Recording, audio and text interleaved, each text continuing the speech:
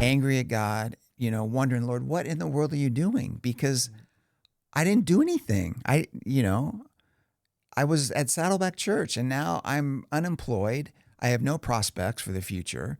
I'm doing construction work, and for a year, I was ticked. I think I'd identify it as hurt as much as I would as regret and sadness.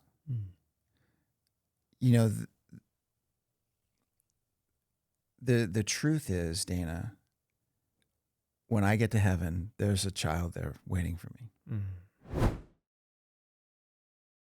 Welcome to the Men Talking podcast, our first ever, and we are so excited you're here with us. I'm Dana Jorgensen. This is my friend, Dr. Ken, and we're really excited to sort of dive into telling stories, reshaping narratives, and what that looks like in our lives personally, and for those that live with us, around us, in our world, in our sphere.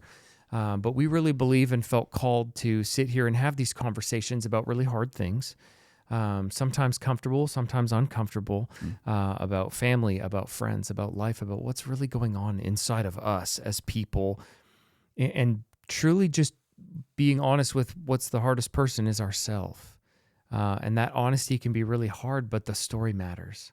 And so we are excited to take time to hopefully call out the story, look at the story in the face, be honest with ourselves, and then also maybe reshape our story of what does that look like. And so I'm excited that you're going to share your story today, and we're going to dive into that, but also just excited to sit here with you as a friend, as a mentor, to kind of dive in and discuss with you things that matter.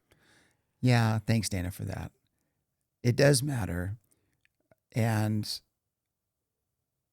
the opportunity for us to spend this time together and then spend this time with you guys is to maybe give some language and context to the things that we all experience as men that we don't necessarily understand or have a place to go to. And just having two guys having a conversation around that in an informal way is really helpful. And that's what I hope this podcast can be. It's kind of like we're sitting around a campfire, and whether we're smoking cigars or not, but we're sitting around a campfire, and we would not be allowed that. Susan would not approve. But yeah, I'm excited to do this with you as well. Just our friendship and how much you care about men and are becoming more and more aware of your own heart and the dynamics that shaped your heart. I think all of us have that, and it's all embedded in our story. And knowing our story and being able to communicate our story and accept our story, those are three dynamics that I think are really important. Yeah, it absolutely matters. And I think a big part of that too is that most men, including myself for much of my life, we really don't have other men that we can just go sit around and have deep conversation with. It's mostly about sports. It's mostly about whatever the weather or whatever hobby that we're into. Those are kind of the lanes, right? Those are the safe lanes.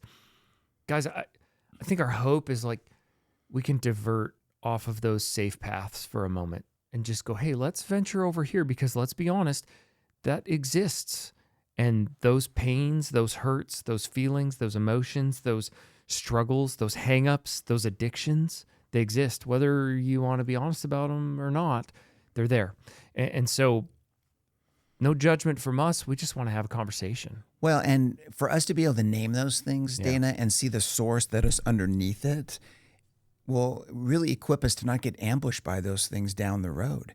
And we're seeing a lot of ambush going on, especially in the Christian world, with pastors falling and, well-known people, authors, etc. This podcast is coming right on the heels of us, discovering that, Philip Yancey was having an 8-year extramarital affair. Yeah. And that just breaks my heart, because 2 of his books really were important to me: Disappointment with God and What's So Amazing About Grace. And, he's a man like all of us that has his own struggles, his own challenges, his own story.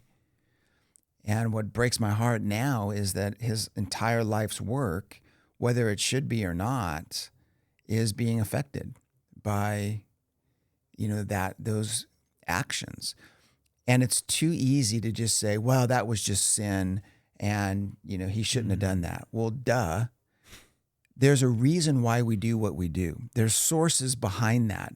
And part of our story has those truths embedded in them. And so understanding our story that is always present in today is really important, because the brain doesn't process stuff in a past, present, future dynamic. It's like in a bucket. It's all there. And it can take, a smell, a sound, facial expression on another person to trigger something that happened 30 years ago. And you're like, where did that come from? And so that's why understanding our story is so important. Yeah, it's so interesting. And then also understanding our story. And I was listening to a message this week and just understanding our story, and then do others know our story? And then do you have other people in your life that when they know your story and they know those things that are going on in your life, that creates an opportunity for a healthy boundary? But it's not even a boundary. Like I don't look at my friendships as boundaries of going, oh my goodness, my friends hold me to this and da da da da. No, they just know me. Yeah. So that they know when I go and venture outside of that, they're like, well, just a second, that's not Dana. And they can call that out in me in 2 seconds. Yeah. Because they know me. They know my story. They know my hurts. They know my hangups. They know the things that are going on in my life.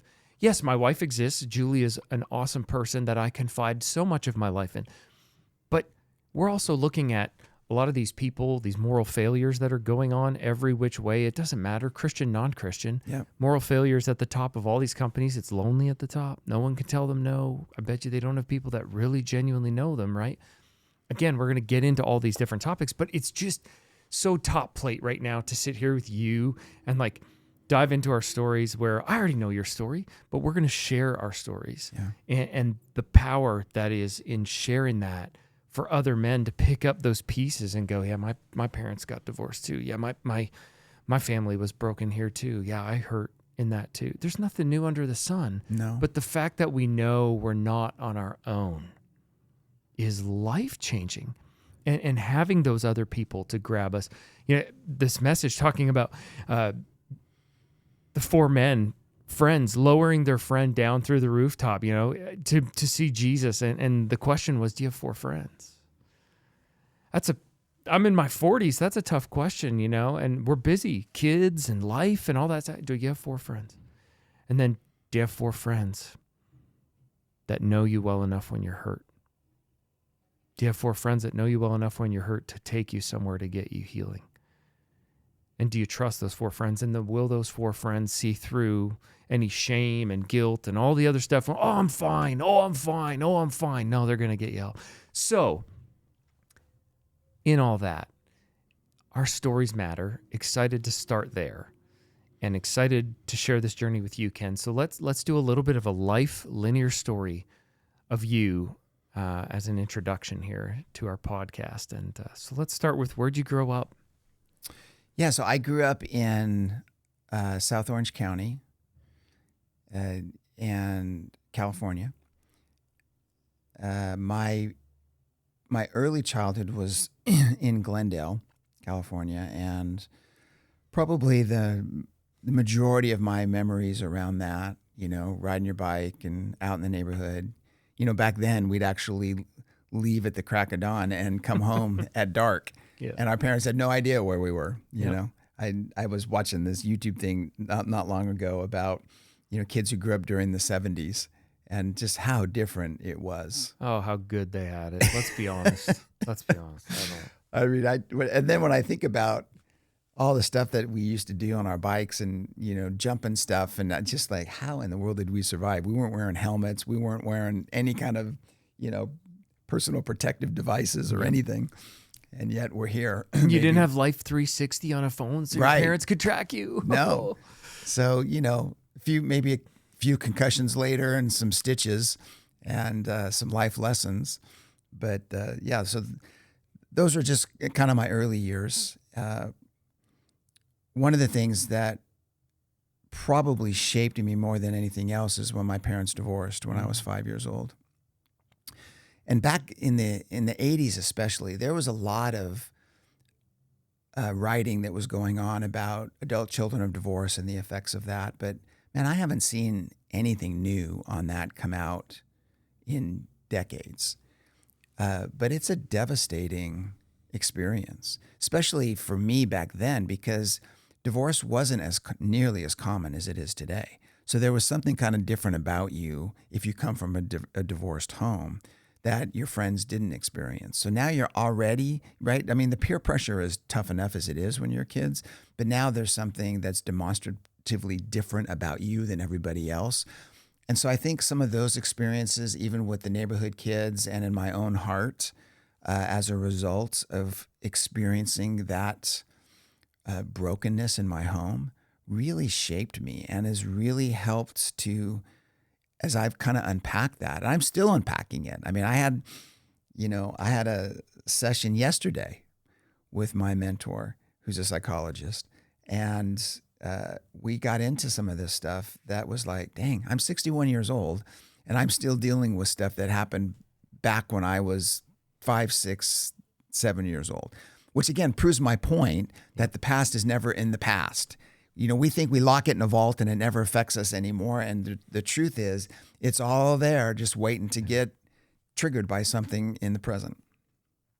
Yeah. And that's so interesting. That's why I love our stories, because they're so prevalent too. There's still lessons that are still happening. Absolutely. In our life right now. You're 61 and you're still like, and that's part of what we're wanting to share. And so your parents end up getting divorced when you're 5. Where do you go? Well, they both remarried about 1.5 years later. Okay. And so my stepmom had a daughter who was about my age. And so when she and my dad got married, the thought was it might be better for me to live with them because I have a sibling. My stepmom was a stay-home mom, or my mom was a career mom. And so I would kind of go back and forth between the houses. So my mom would come pick me up on Friday afternoons and take me for the weekend to her and my stepdad's house, which is where I have really a lot of my early childhood memories of riding bikes. Stepdad, a good guy? Stuff. You know, he was an Army vet and carried, I think, a lot of unresolved emotional pain that really shut him down. So he was not emotionally present. He was fairly grouchy. You know, back then there was a saying that children should be seen and not heard. And so, which is essentially, you're a nuisance. When the adults are around, you need to disappear. And that was very much the world that I lived in. And I think my mom was kind of caught between trying to, provide a healthy home life experience for me. And then my stepdad really wasn't that interested. He had kids of his own that were, he was 18 years older than my mom. So he already had, oh, wow. He already had 2 sons and a daughter that were the daughter and one of the sons were adults, in their early 20s. And then my stepbrother that I actually spent the most time with, I think he was like a sophomore in high school maybe when they got married. So I had a little more of a relationship with him. But essentially, my stepdad had already raised his family, wasn't interested really in me. That's how it came across. He wanted my mom, but didn't want me, but it was a package deal. So I think I got the brunt of that from him. And then even with my dad, my dad worked as a UPS driver, very physical job, and would come home at night exhausted, understandably so, but was very limited in his capacity to be emotionally present. So you didn't have, both men in your lives were really not mentoring, no, teaching you. They weren't hunting and fishing with you. No. They weren't riding bikes with you. No, I don't really have any pretty much alone on early that. childhood memories with either of them. Got it. the one man in my life during that time was my grandfather. Okay. On my mom's side. And my grandpa I do have memories fishing with him. I do have memories building a birdhouse with him. Oh, nice. He definitely was more of a father figure to me during those early years for sure than either my dad or stepdad. Okay. Gotcha. So where do you end up going to high school in California? Yeah. Went to high school in California, graduated in 1982. Okay.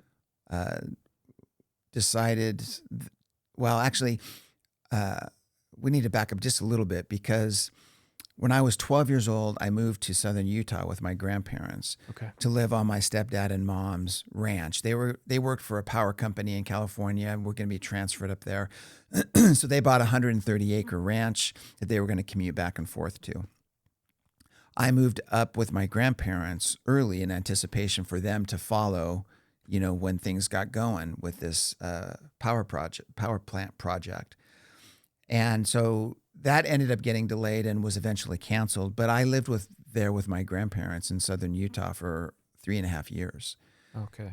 So that was a very shaping time. And that's 12 to 15? 12 to 15 and a half-ish. Okay. Yeah. That was a very shaping time in a number of reasons. Painfully so, because my mom and stepdad would visit maybe once every 3-4 months, 5 months. I'd see my dad and stepmom at Christmas, during the summer sometimes when I'd come back to California. But it was a really lonely time. And, here I am living in a very rural area of southern Utah. I'm the only non-Mormon kid in our school and just experienced a tremendous amount of bullying and rejection.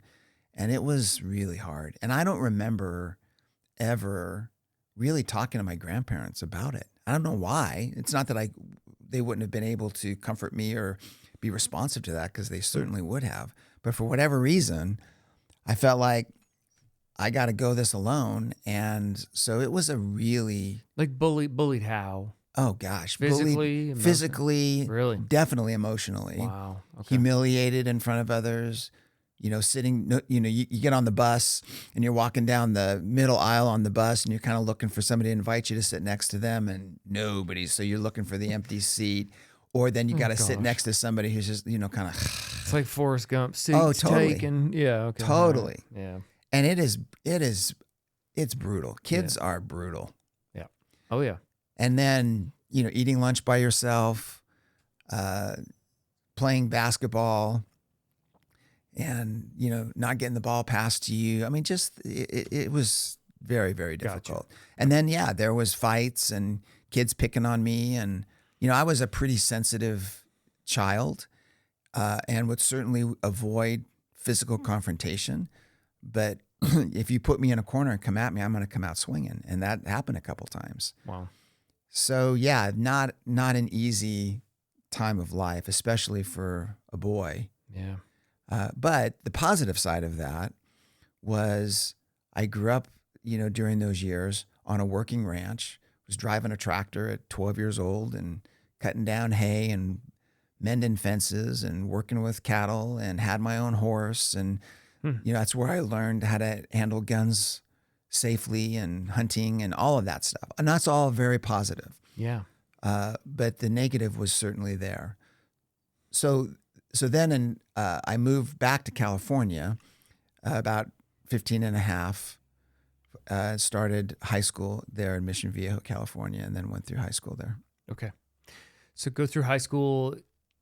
Obviously, we'll get into your pastoral years, but kind of what are you thinking you want to do in high school? Do you have any hopes and dreams about what you want to do as a vocation? Yeah, well, while I was in Utah, I gave my life to Christ. Okay.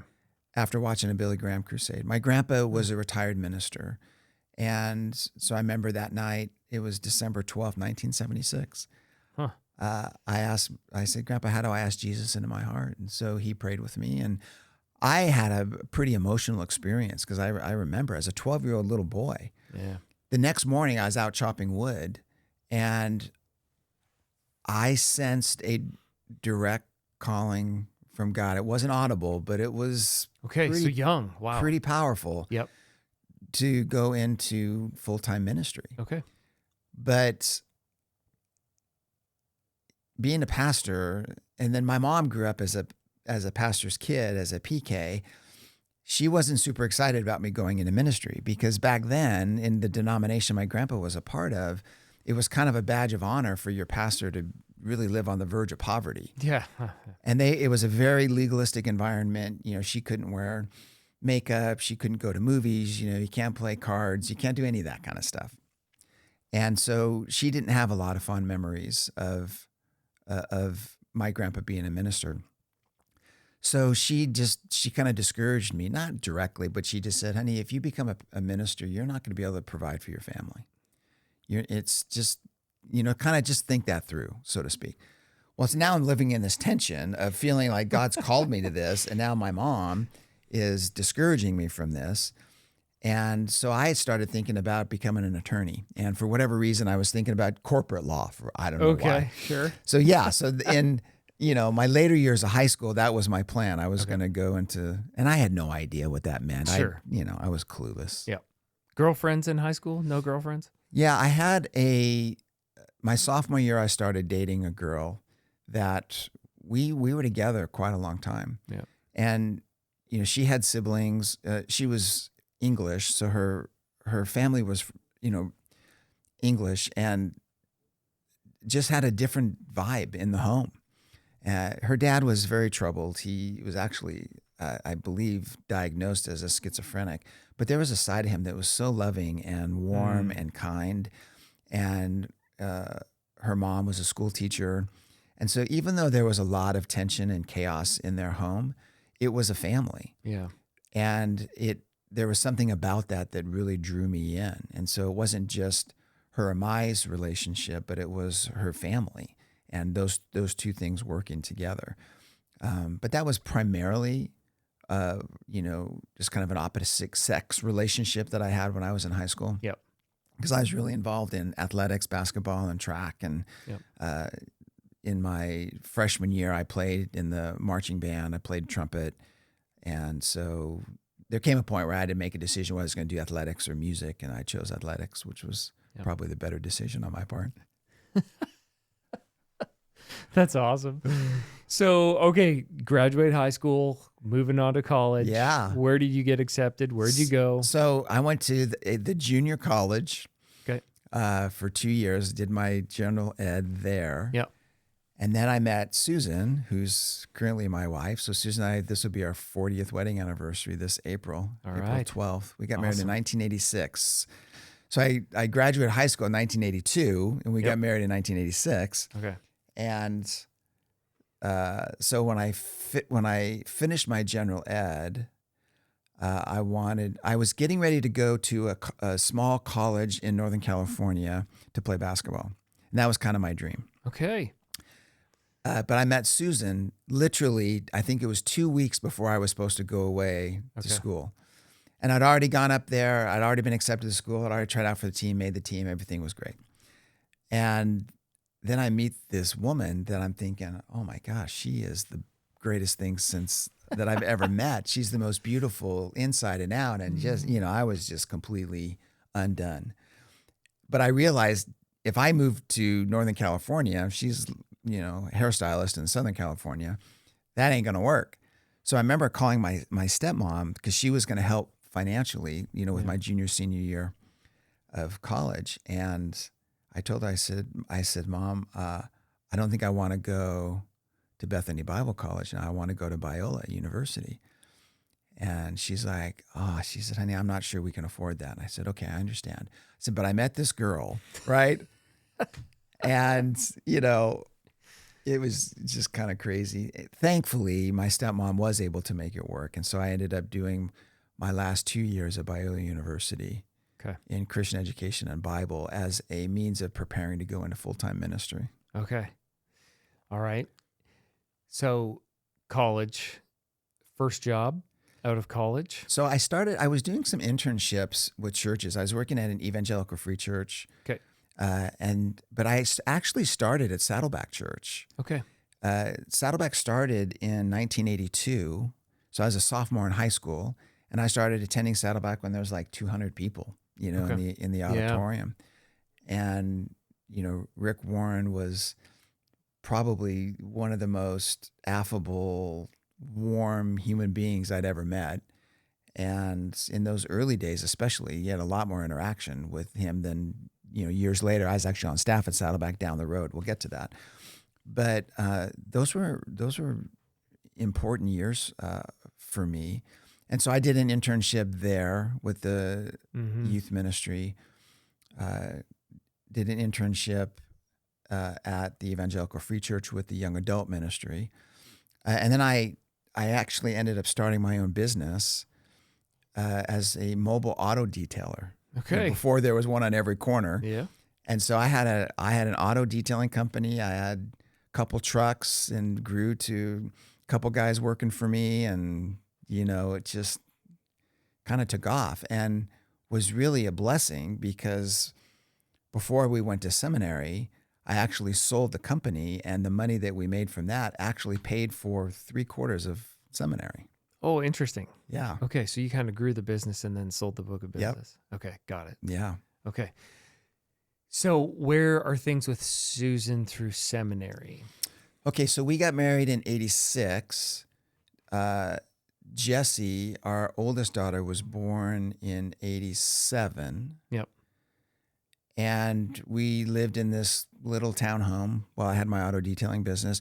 And I Okay. was getting increasingly frustrated because I wanted to go into full-time ministry. I didn't want to be self-employed. Yep. I didn't want to be an auto detailer. Right? Sure. There's nothing wrong with that, but that's not what I felt God called me to. Sure.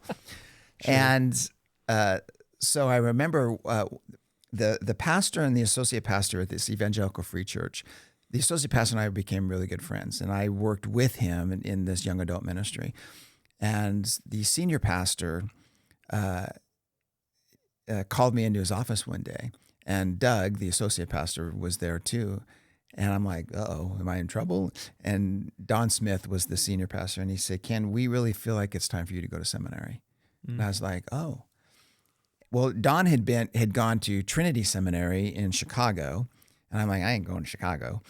But he was really high on that. I wanted to go to Denver Seminary in Colorado because we could go skiing. And so I'm thinking I'm going to get the best of both worlds, right? We got great snow skiing. Absolutely. We'll be in seminary. It's all good. Yes. But we, Susan married me knowing that God had called me in a full-time ministry, and she was very supportive of that, wanted that for me, for us. So that was not a surprise at all. It just took us a little while to get, going and all that. Because she, Susan's older than I was, so she wanted to start a family right away. I got married, I was 22 and she was 26. And so, her biological clock's kind of ticking. Well, being a full-time student and having it's just hard. So that's why I ended up kind of pushing pause. I had one class left to graduate from Biola, a Spanish 3 class that I pushed pause on, started the auto detailing business, did that for a couple years. And then when I started applying to seminaries, I had one little problem. I had a Spanish 3 class that I needed to finish in order to get my bachelor's degree to go to seminary. Oh my goodness. Well, yeah, not the smartest move on my part because Donde está el baño is about the only Spanish I knew. Where's the bathroom? And I'm walking into a Spanish 3 class. Oh my gosh, that's a whole nother story. But God in his grace worked it out. I ended up graduating from Biola. Okay. And we're on our way to Chicago to go to Trinity Evangelical Divinity School on the North Shore of Chicago. With a baby. With a baby. With a baby. So Jessie was probably 3 years old. Okay. And what's your relationship like with Susan at this time? Kind of newly married, but you have a baby pretty quickly. Yeah. You guys get along? Yeah. You go through the struggles of early marriage? Kind of what does that look like? Yeah. So, when you get married, two stories collide. At least what's your version of the story? Yeah, we'll ask right, Susan later, right. but what's your version of the story? Well, it's funny because usually when we're with a new couple and stuff and everybody wants to know your story, she always defers to me to start with. And so I'm like, wait a second, what? You have a perspective of this too. But, two stories collide, and then as you're married, you write a third story. But you bring in all the dynamics of your story into that. Yeah. So Susan has her story, I have my story.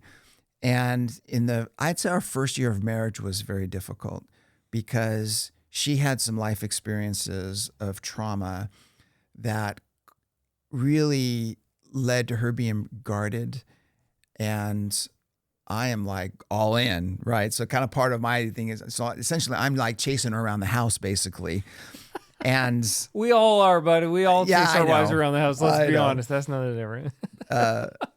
But our first year was difficult, and I think probably reinforced unintentionally on her part my experience with rejection. That really comes out of my story from my parents' divorce, going through high school, Utah. All of that contributes to this very profound sense of rejection and abandonment, but really rejection was the big one.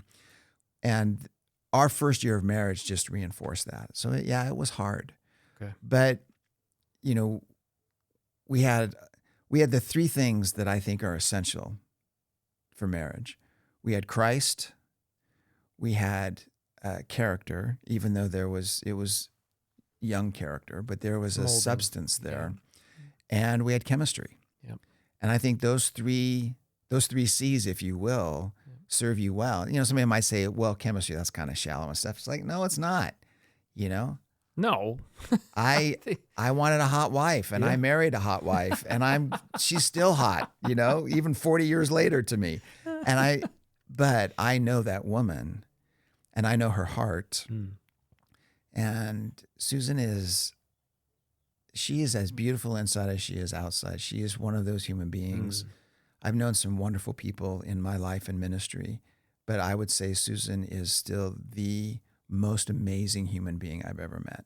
And the fact that she's my wife is just God's grace. Yeah. That's awesome. I love that. Well, all right. Young kids with a kid going to college in Chicago. How long? I'm in seminary, so now I'm in graduate school. Graduate school. Yeah, no, it's okay, but it's a deal, man. Seminary is ridiculously hard, and Trinity, like Dallas Seminary, is really big on languages. And so, Greek and Hebrew and I was studying, when I was doing my early language work, I was studying 18 hours a day. I kid you not. Oh. I started my first experience in seminary, I took what they call suicide Greek, where they take 2 years of Greek and cram it into 10 weeks. Oh my goodness. That's why they call it suicide. And, I'm not the sharpest tool in the shed. So it was brutal. I mean, I was getting like a D on most of my work. I think I ended up finishing up with a C, which is... C's get degrees, baby. They do. Come on but now. Man, it was I'm a perfectionist and a performer. And so I remember there were days, because we lived off campus at that point, I would be driving in the morning just crying, going, God, I can't do this. I don't know what have I gotten us into? I mean, it was brutal. But thankfully God got us through that. Yep. I actually started working at a evangelical free church while I was in seminary. That's kind of a cool part of the story. I have no idea where the senior pastor got my name. I still don't to this day. And asked if I would be interested in helping them start a singles ministry there. And I'm like, most of my friends in seminary, they were working at UPS. They were working graveyard shifts. I mean, it was brutal. Yep. And so this was an opportunity not only to work in ministry and get more ministry experience and get paid for it, but also Susan and the kids could be with me, during events and different things. So it wasn't like I would go away, work a graveyard shift and then come home. Super grateful for that. And that was actually a really great experience. And the senior pastor was a wonderful man. His name was Marty Volz. Just a godly guy, great preacher, and strong leader. And it was a really positive experience. So we were there for 2.5 years. So I did an MDiv with an emphasis in pastoral counseling in 2.5 years. Most of the guys were doing it in 4 years. So it was insane. I'm working part-time, probably 15 hours a week. So not a ton, but then everything is school. And I mean, when I wasn't working, I was in the library studying. So it wasn't the greatest home life for Jesse or for Susan. At that point, at least we lived on campus. So that was really helpful. So I could come home for lunch. I could come home after class and then go to the library later in the evening. I mean, it definitely was a gift that we were able to live on campus. But it was a very truncated seminary experience. In the 2 summers that we were there, Susan actually flew back to California while I continued my language study, because I did all my languages, both Greek and Hebrew, in those summer sessions, which required 12, 18-hour days of studying to get it done. I just get it done. Get it over with. Get it done. So you finish in Chicago. We finished in Chicago. Graduate. We graduate. I didn't even walk. Oh, no. For graduation. No. We couldn't get out of there. I'm out of here. We couldn't get out of there fast enough. And, we're heading back to California. I didn't have a job. I didn't have a church to go to. We had started interviewing with an evangelical free church in Arroyo Grande, which is kind of up by Monterey Carmel in California. So that was the only potential prospect that I had at the time. But, we just felt like we're not staying in Chicago. The winters were absolutely unbelievably cold, like 50 below wind chill factor. I am not, you're Canadian, so that's nothing for you guys. But, for cold is cold. Southern California kid, it's just like, this is Siberia, we're out of here. So we moved back to California. The job at Arroyo Grande Bible Church didn't pan out. Partly because of Susan's story. Susan had been married when she was 18. She'd been married for 2 years, and just a really challenging marriage and just extenuating circumstances. She wasn't a believer then either.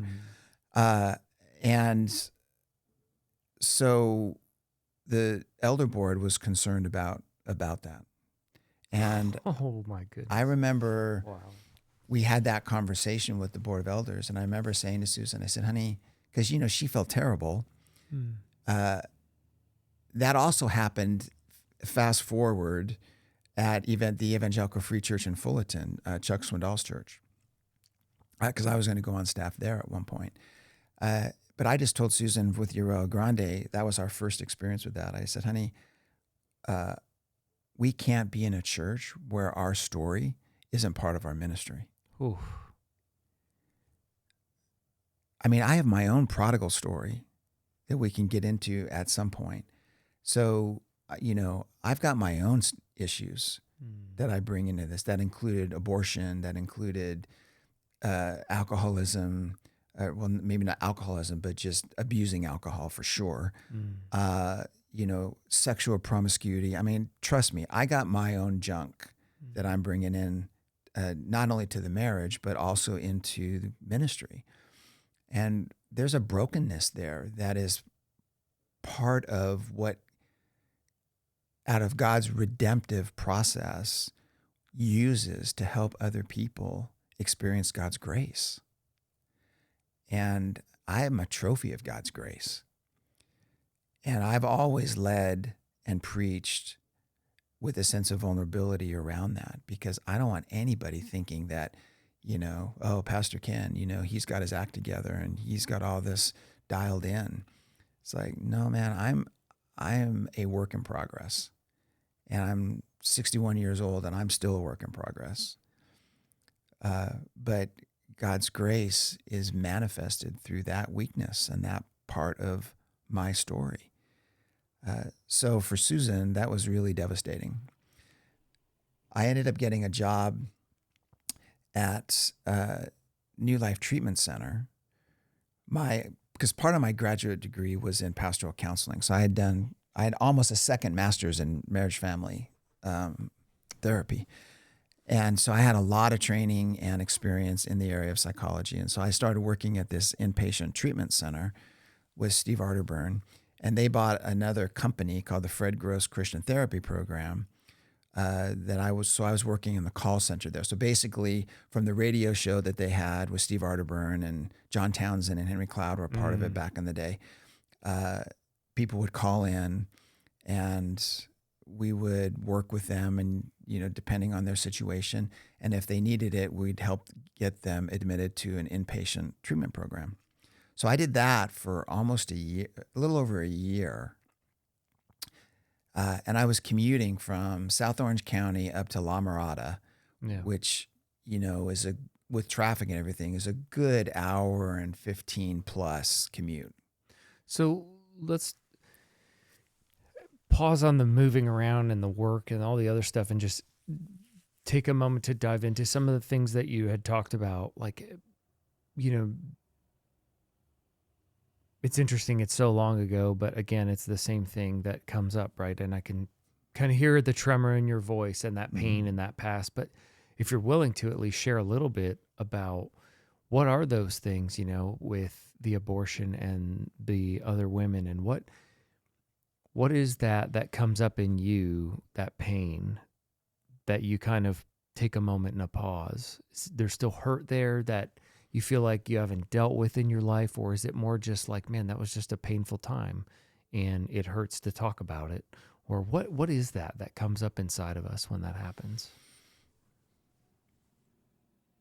I don't think I'd identify it as hurt as much as I would as regret and sadness. The truth is, Dana, when I get to heaven, there's a child there waiting for me. And that's sad. And there's loss there and regret that my need to be loved and my looking for love in counterfeit ways, and the sexual acting out in order to feel needed and connected. All of those are dynamics that God wired into our hearts. Our need to be seen, known, loved, our need for intimacy and connection, not just physically, but emotionally and spiritually. Those are all God-given needs.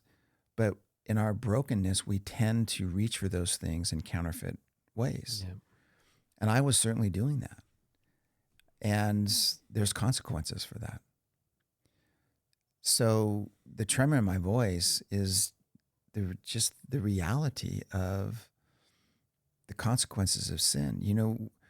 We leave a blast radius around us when we act out. Sin is not something that is just between you and God, or, it affects everybody and everything around you.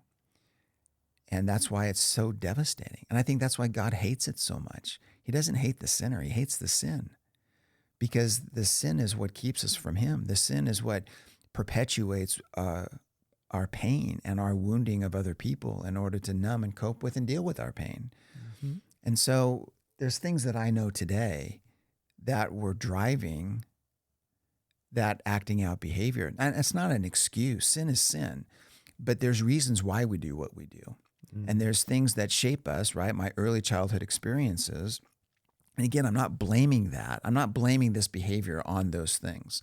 I'm just saying that the rejection and abandonment that I experienced in my early childhood years contributed and informed my need to look for love in all the wrong places. And I'm responsible for that. And that's probably where there's a sober-mindedness about it. But I can also see how God has redeemed that. I remember when I was a senior pastor, everybody has an opinion of what you should be preaching on and how you should conduct yourself and handle things, which is a whole interesting dynamic. No.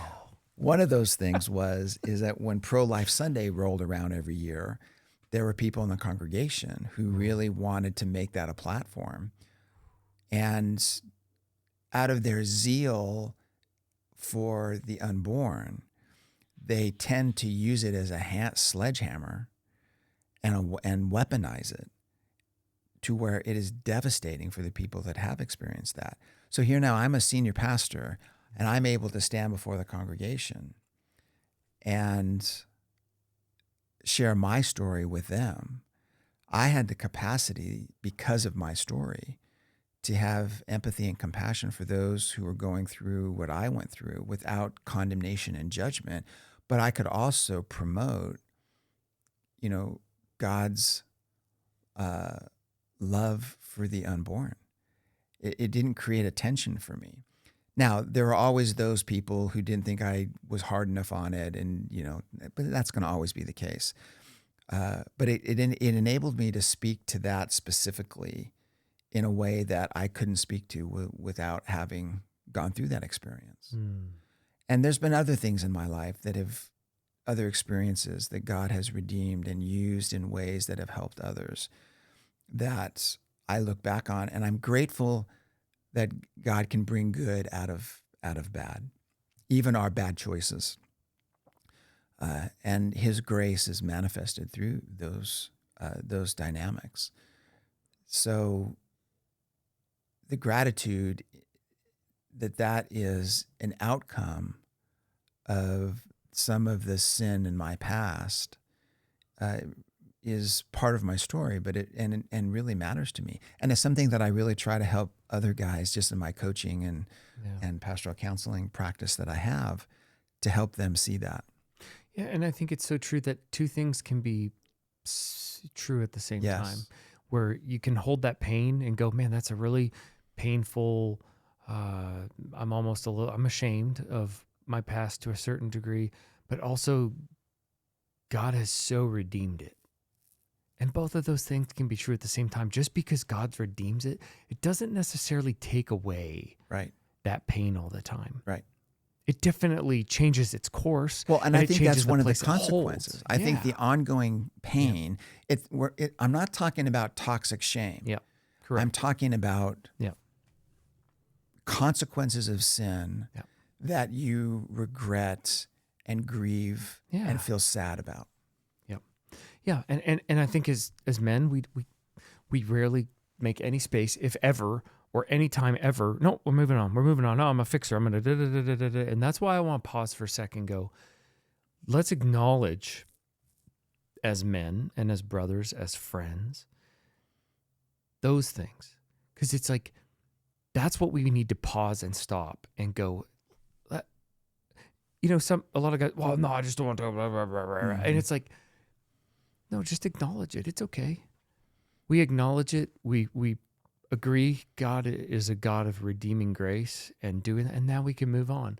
But it's like taking that moment to have that opportunity to just maybe even heal just a little bit more together, that we can share that story together. Well, and I think that's the power of sharing your story. Yeah, absolutely. Is that it does bring a little bit of healing each time you do that. And it's something that I've been intentional about just on my preaching and teaching ministry of almost 30 years, that my story is always present, because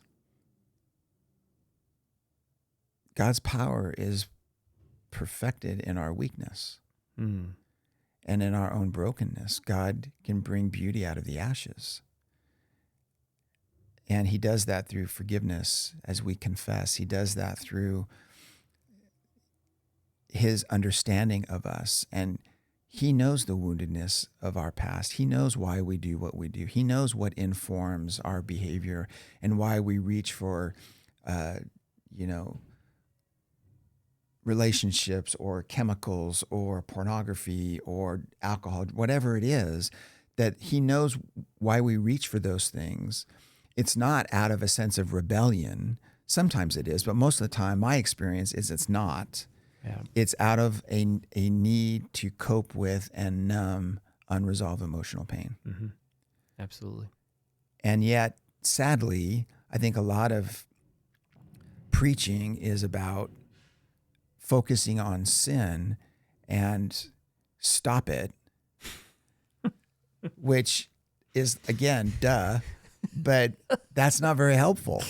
Just stop it. Just stop it. You started it. You can just stop it. Just turn the faucet off. It's like the Bob Newhart show, right? It's like his approach to therapy. Oh my goodness. I'm going to give you 2 words that are going to change your life. Yeah. Stop it. It's like, boy, if that was the key, right? all men would be completely fine, fixed up, no problem at all, no medicators. Okay, let's keep rolling through here. So you end up preaching. Let's move through and forward just a little bit here. And so you're at which church now? Okay, so while I'm at New Life, Yeah.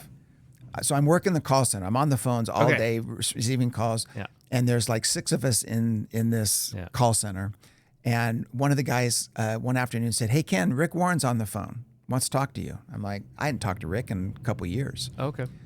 And so I get on the phone and I said, "Hey, Rick." And he's like, "Ken, I heard you're back in California." I said, "I am." He said, "What are you doing?" I said, "I'm waiting for you to call me." He's like, "Great, let's have lunch." Literally, that's what he said. Oh, that's funny. And so we ended up having lunch, I don't know, a week or so later, and we're talking, and he was just finishing up his Doctor of Ministry at Fuller, and had his dissertation was essentially the purpose-driven church. And so he was kind of walking through that with me, and I was just like, "Rick, this looks amazing." And he's like, "Hey, if you could do anything in the church, what would you want to do?" And I said, "I'd want to work with young adults." He's like, "Great, that's what we need. That's what we need at Saddleback. We need a young adult pastor." And so, I mean, like a couple weeks later, I was on staff at Saddleback. Wow. Doing young adult ministry. Okay. And I was preaching. I'm 26 years old, and I'm preaching at Saddleback Church.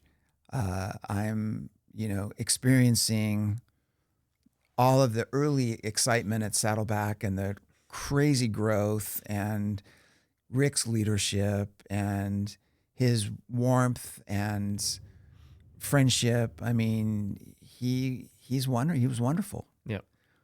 And those were good days. Yeah. So I was at Saddleback for 2 years. Okay. On staff, and then it was right when they had acquired the property that they're on today, and Orange County went bankrupt, literally. So a lot of the funding, right, through the congregation was diminishing because of people were getting laid off, Mm-hmm.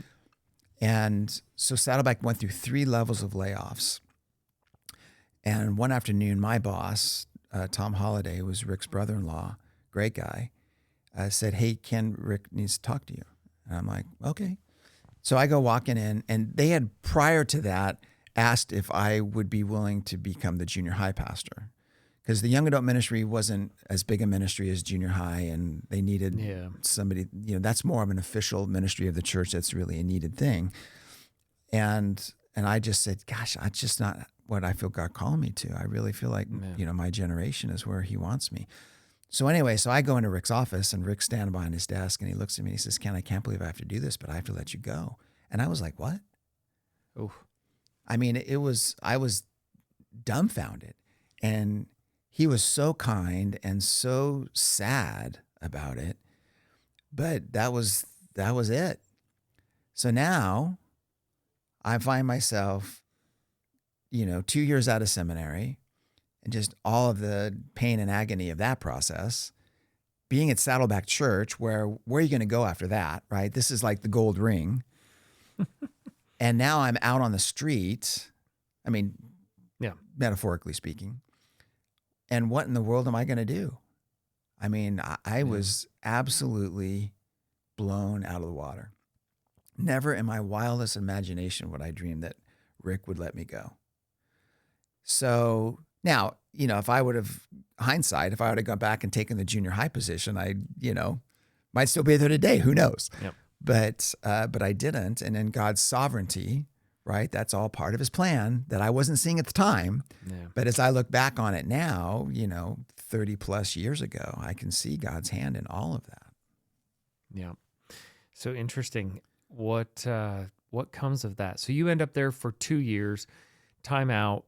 Yeah, 2 years. No job, sitting in California. Job, and nobody is calling me. Oh, boy. Except for one church in Northern Virginia. Back to the cold. This little church called McLean Bible Church. Yeah. And I'm thinking, I ain't moving to Northern Virginia, some podunk little church. I mean, great attitude, right? Sure, yeah.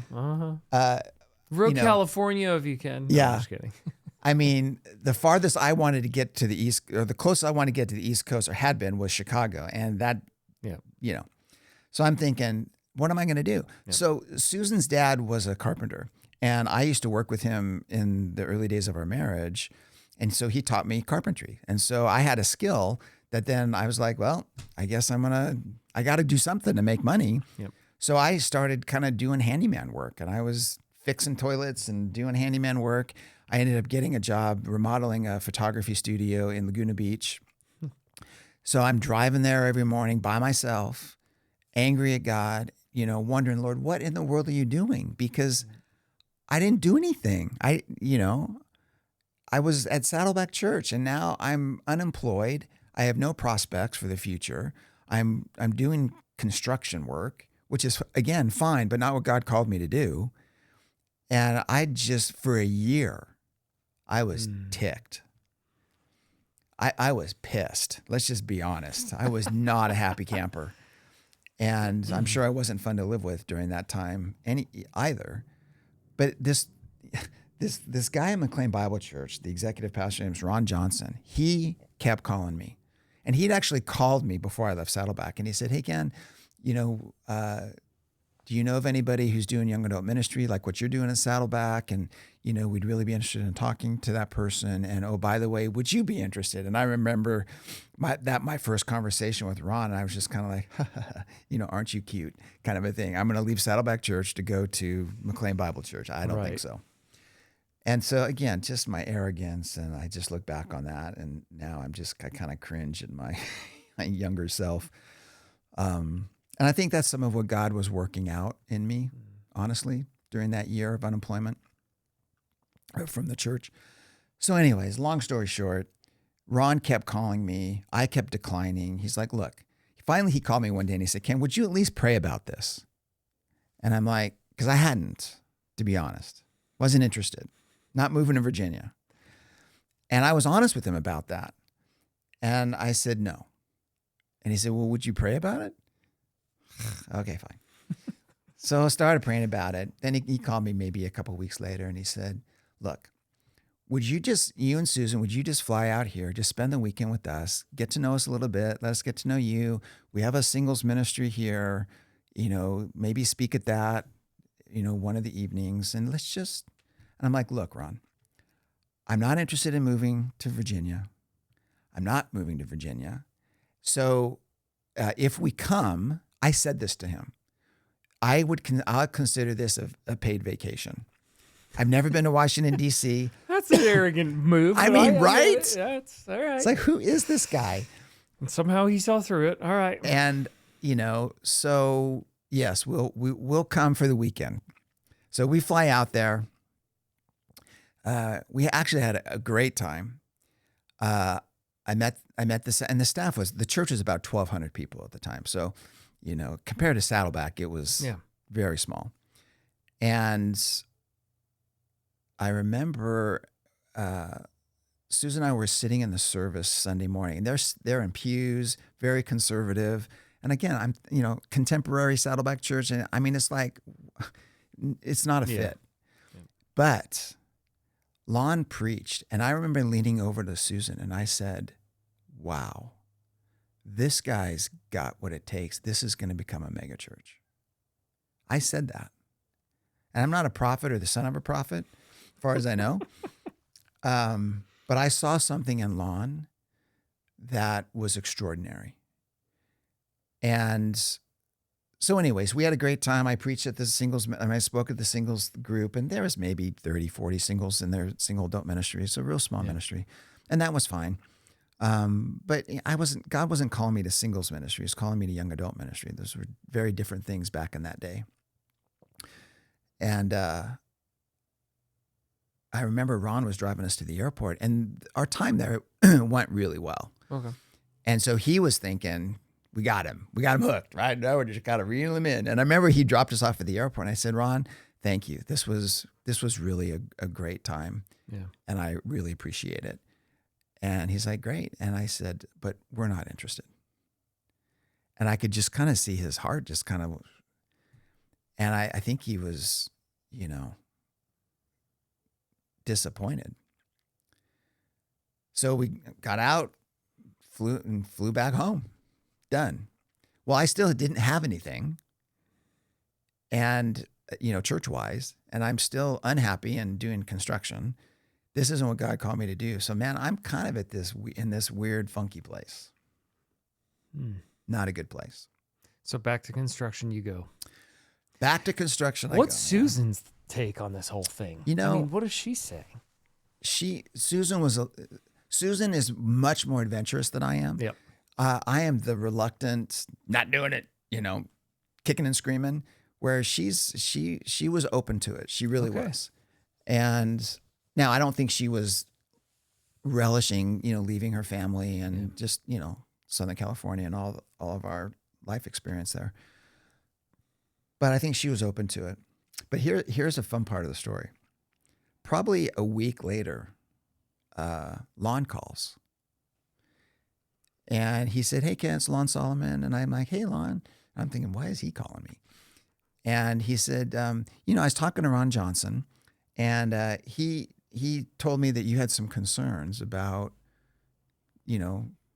accepting this position.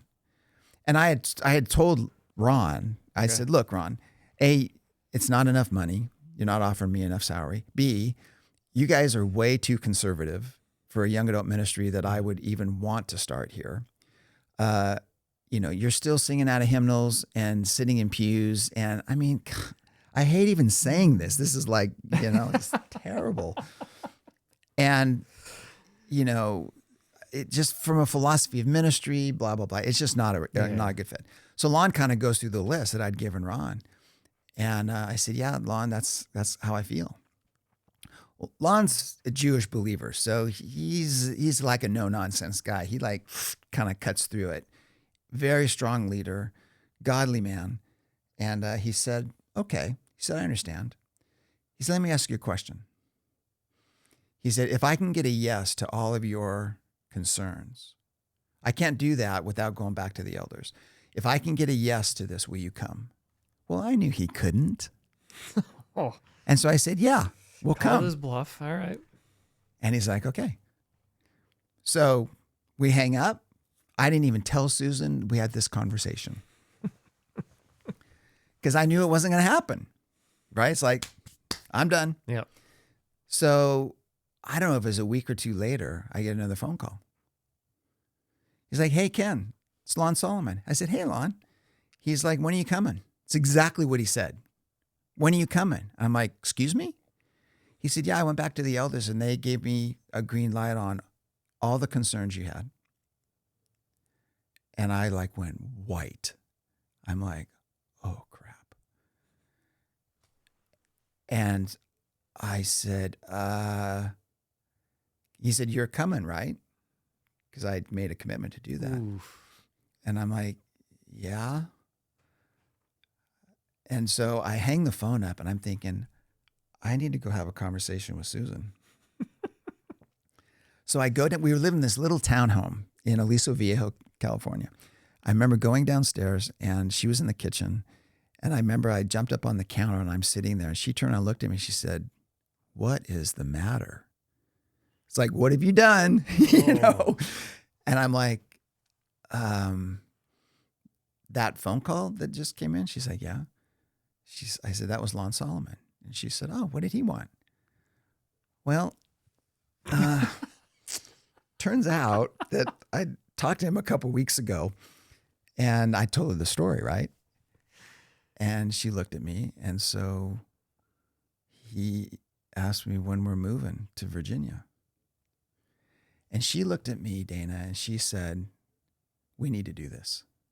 Oh, she was all in. I couldn't believe it. I mean, and so I'm like, "Okay." So I called Lon back and I said, "Okay, we're in, So we moved to Virginia in July of 1994, put everything we owned in a U-Haul truck. We're towing my '86 Nissan hardbody on the back of the truck. And we drove to Northern Virginia, me kicking and screaming the whole way, mad at God. What have we done? Why are you doing this? Absolutely out of my mind. And when we arrived there, you know, we couldn't afford a place to live. We had to rent our place in Aliso Viejo. We were underwater on the rent with that. You're a realtor, you get that. Oh. So, you know, we had very little money to work. We ended up living in the basement of a home in Potomac, Maryland, which was just right across the way from where McLean's first campus was, for a year. And now it was a mansion. It was a beautiful, you know, basement. I'm not, you know, and the family was very gracious to us. But it was hard. It was really hard. And I remember being so upset. I was trying to get fired. I mean, I was belligerent. I was arrogant. And, you know, Ron Johnson was my boss and was so patient with me, so understanding. I mean, I spent hours in his office just unhappy. You know, we were getting ready to start this ministry called Frontline, which was the young adult ministry, right? I came in working with the singles ministry, Yep. But they wanted to reach young adults in Washington, D.C. And so part of their, you know, some of their big goals was to have a young adult ministry. So that's essentially what they hired me for. But it didn't exist yet. And I was doing, actually, Frontline started at Saddleback. That's what I called the young adult ministry at Saddleback that I did there. But that, you know, that grew to about 150 and, you know, but in Saddleback numbers, that was, you know, wasn't sustainable and all that. And so, you know, I was a little nervous about doing this here and in DC. Didn't know the culture, it just, you know. But Lon was so patient as well. And we started Frontline, and Lon informed me that he would be speaking at it. And I'm like, what? I'm like, Lon, I preached at Saddleback Church. I mean, I was on the teaching team there. And he's like, essentially, it's like, I don't care. You haven't proven yourself here. I mean, that's the way he rolled. Ooh. And it's like, well, if you wanted a young adult ministry and I'm not speaking at it, I don't get it. He's like, yeah, well, this is how it's going to be, basically, right? He was a little kinder about it than that. So then I'm like, okay. So then I started building the community side of Frontline, right? Yep. The small groups and the relationships and the ministry outreach and all of that. And then when the summer came, because we started this we started Frontline that summer of '94, I think. So maybe August, September, early fall. You know, go forward to the next summer, right? And Lon would take trips to Israel because he did all kinds of tours to Israel and that kind of stuff. And so he said, okay, when I'm gone this summer, I want you to speak at Frontline. And Frontline had grown. Lon was a great communicator. It had probably grown to, I don't know, maybe 150 people. Okay. Young adults. And I spoke a couple of times during that period of time, but he was the primary communicator. And so I was like, okay. So I preached that summer. Frontline grew to 300. And he comes back. And it wasn't because of my preaching. It just, momentum was going. And, and he comes back and he's like, oh, okay. So again, thanks to him and his own security in himself, he's like, all right, you and I are going to split this now. I'm going to do half and you're going to do half. And I was like, really? So we move forward. Anyways, over that next 10 years that I was there, Frontline grew to almost 4,000 young adults. I had 22 staff. McLean Bible Church grew to it was probably pretty close to 10,000. 3 campuses. Our final build out of that campus was like $120 million campus. Oh my goodness. 55 acres, 3,500 seat auditorium, state of the art, everything. I mean, it was just a rocket ride. And the reason I gave you all the stats, and it's not because that's what makes a ministry look successful. It's just, that's what was happening. Yeah. And Lon and I have talked a number of times over the years, and he often will say to me, Ken, I think what we experienced at McLean during that decade was probably the closest thing to revival you and I will ever see in our lifetime. And I think he's right. I mean, I hope he's wrong, because I'd like to see revival, because we certainly need it in this country today. But it was unbelievable. And I think, this is going to make me teary. I think about how close I was in my own fear and belligerence and arrogance to have missed that opportunity. And God would have found somebody else. It wasn't me. Mm-hmm. He wanted Frontline to happen in Northern Virginia. He wanted that. Yeah. Whether it was me or somebody else. He just offered it to me first. And I could have so easily said no. And I look back on that, and it's not just the ministry side of things there. Lon became a father to me. I learned things from him. He treated me like one of his own sons. It was so healing in regard to that, my own father wound. And I'm just so grateful that he was so patient and willing. And my relationship with Ron, the executive pastor, was equally strong, during that time. Both these men just poured into me. And I mean, the staff grew to over 300 staff. My responsibilities increased over the years. Lon actually moved me to be the associate senior pastor. And so it was just an unbelievable experience that if Susan hadn't said, we're going to do this, I wouldn't have, honestly. Yeah. If she would have said, there is no way we're moving to Washington, D.C., I'd say, great, good, thank you. But it was just, again, God's sovereignty working through all of these nuances and life experiences, adding another chapter to my story.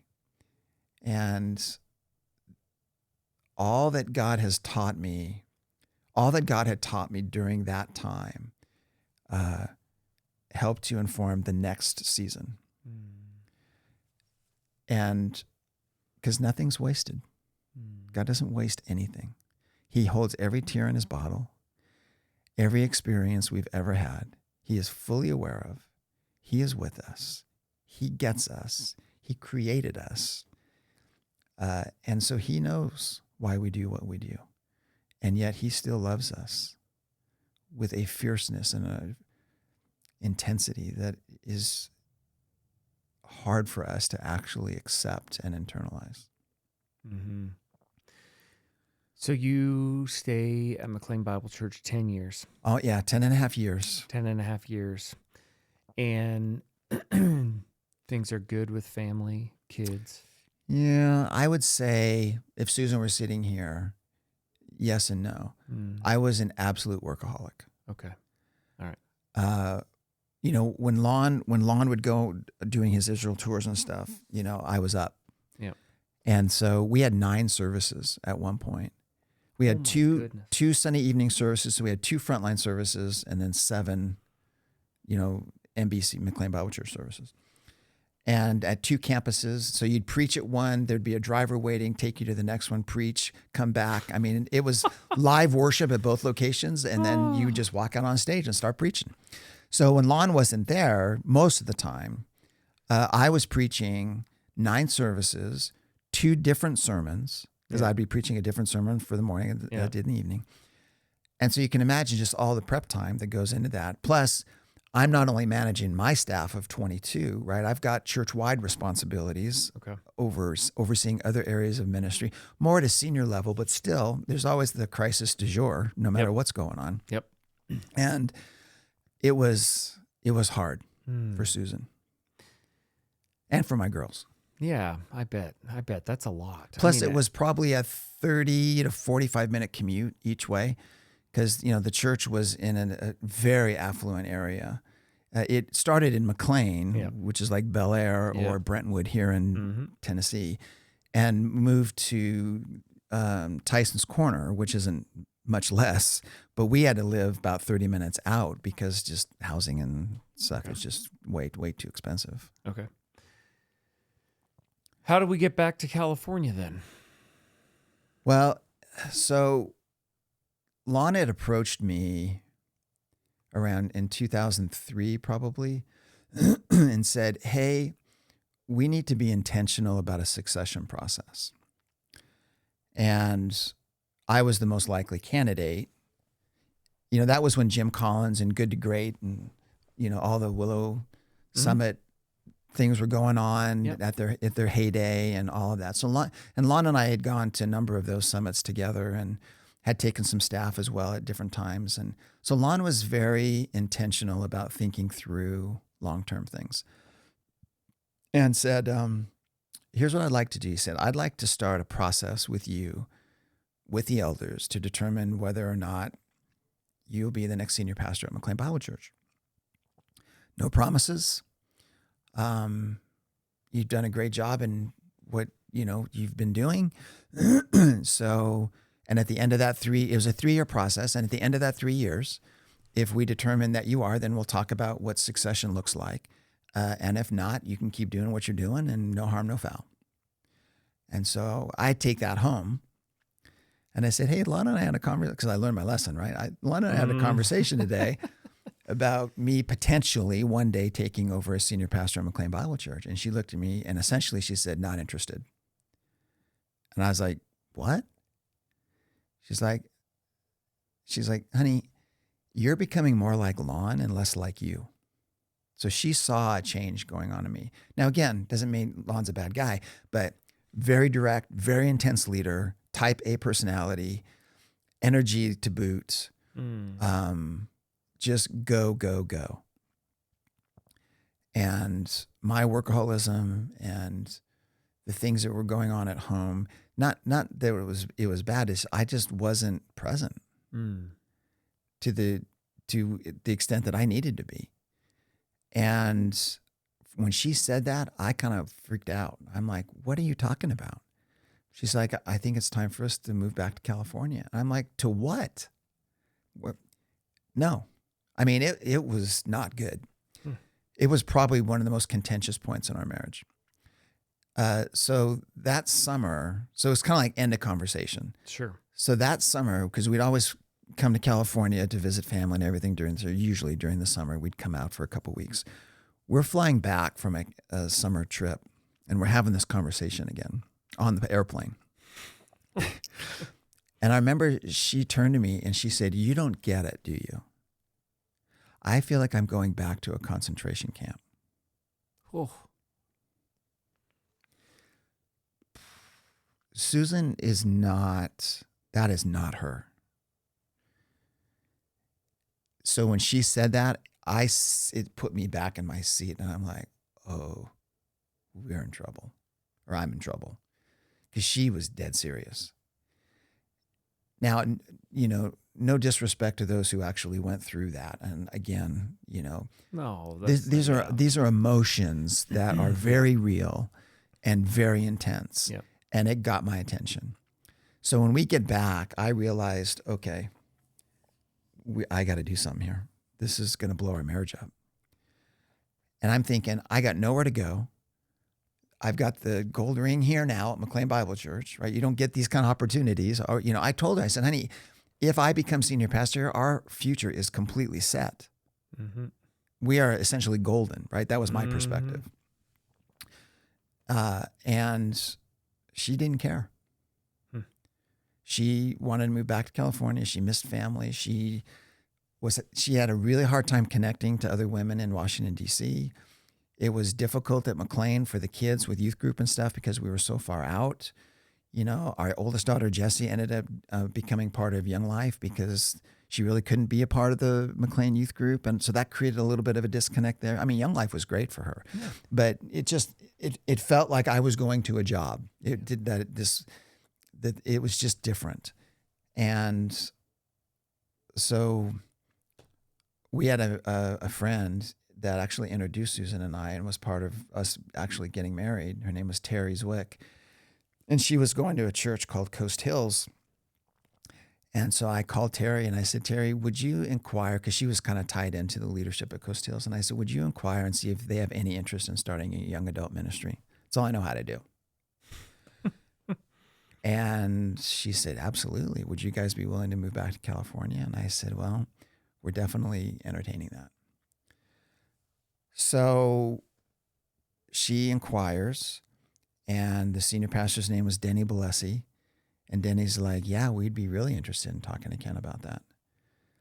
So I started the conversation with them about me coming to Coast Hills in Aliso Viejo, California, to start a young adult ministry like I did at McLean.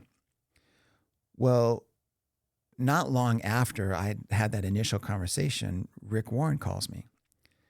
And he said, hey, Ken, I heard through the grapevine that you're entertaining moving back to California. And I'm like, where did you hear that? The Lord. That was spooky. He's like, well, it doesn't matter. Is that true? Mm-hmm. And I said, well, we're entertaining the idea. And he said, okay. He said, I'd like for you to consider coming back to Saddleback. He said, I'm getting ready to start writing the sequel to A Purpose-Driven Life. I need to take significant time off from the pulpit. And before we start a national search for a teaching pastor, I wanted to see if you were interested. And I was like, wow, Rick, I said, I'm very honored that you would even consider me for a position like that.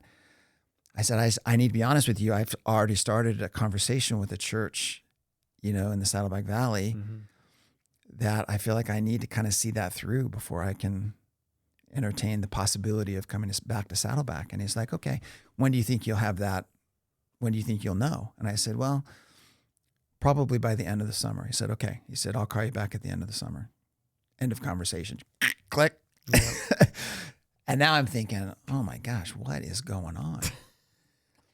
So long story short, our conversations with Coast Hills continued to increase. Denny, the senior pastor, who was also the founding pastor, really felt like it was time for him to retire and wanted me to consider succeeding him as senior pastor. Well, the elders at Coast Hills felt like they had been kept out of that loop and thought that he and I were in cahoots with each other and that I was going to kind of do this hostile takeover, if you will, of Coast Hills. Yeah, it got really ugly. And so I'd gone to Lon. I'd told Lon that we were leaving and all this. And, we'd started working through that process, which was agonizingly painful, as you can imagine. And he was very sad that it had come to this, but understood and was very gracious.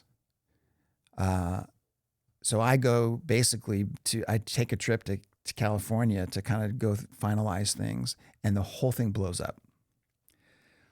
One of the elders felt, was like, you guys are conspiring, behind the scenes to take this over and yada, yada, yada. It was ugly. And they were accusing me of stuff, this one elder in particular. And I remember stopping I said, whoa, time out. I said, I don't know what this is all about. It's not about me.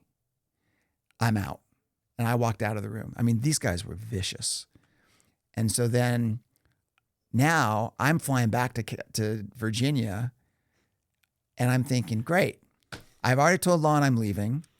This whole thing's blown up in my face. What the heck am I going to do now? And I remember coming back, and Lon and I had a meeting, and he's like, so how'd it go? And I said, it went terrible. Here's what happened. And he's like, okay. So he's like, so you're staying? And I said, if you'll have me, Oh my goodness. And he's like, okay. And so he said, okay, here's what we're going to do. That's how long, he's like, I'm going to give you a raise. I'm like, okay. But I want a 3-year commitment from you. That you're not going to look anywhere else, that you're going to stay here and stay present and continue what we've been doing. Bill, I said, you got it. I'm just grateful to have a job, right? Meanwhile, you didn't talk to Susan. No conversation with Susan, right? There's a theme here. Oh my goodness. So then you know, to her credit, I'd given this a full Yep. shot and it didn't go.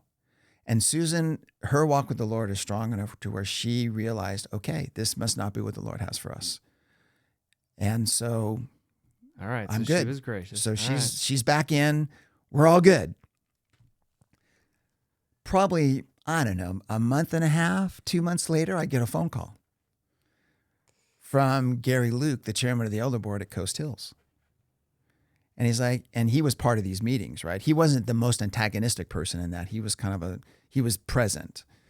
But some of the other guys were the spokespeople for all that nonsense that was going on.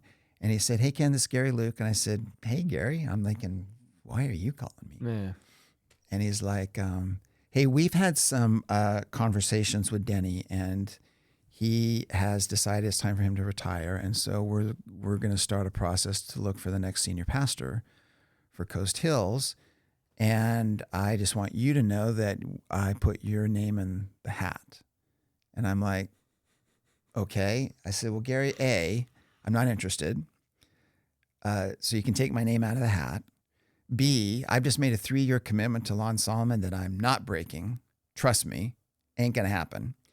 So unless you guys want to wait 3 years, this conversation's over. So I wasn't quite that belligerent, but I was pretty direct. Yeah.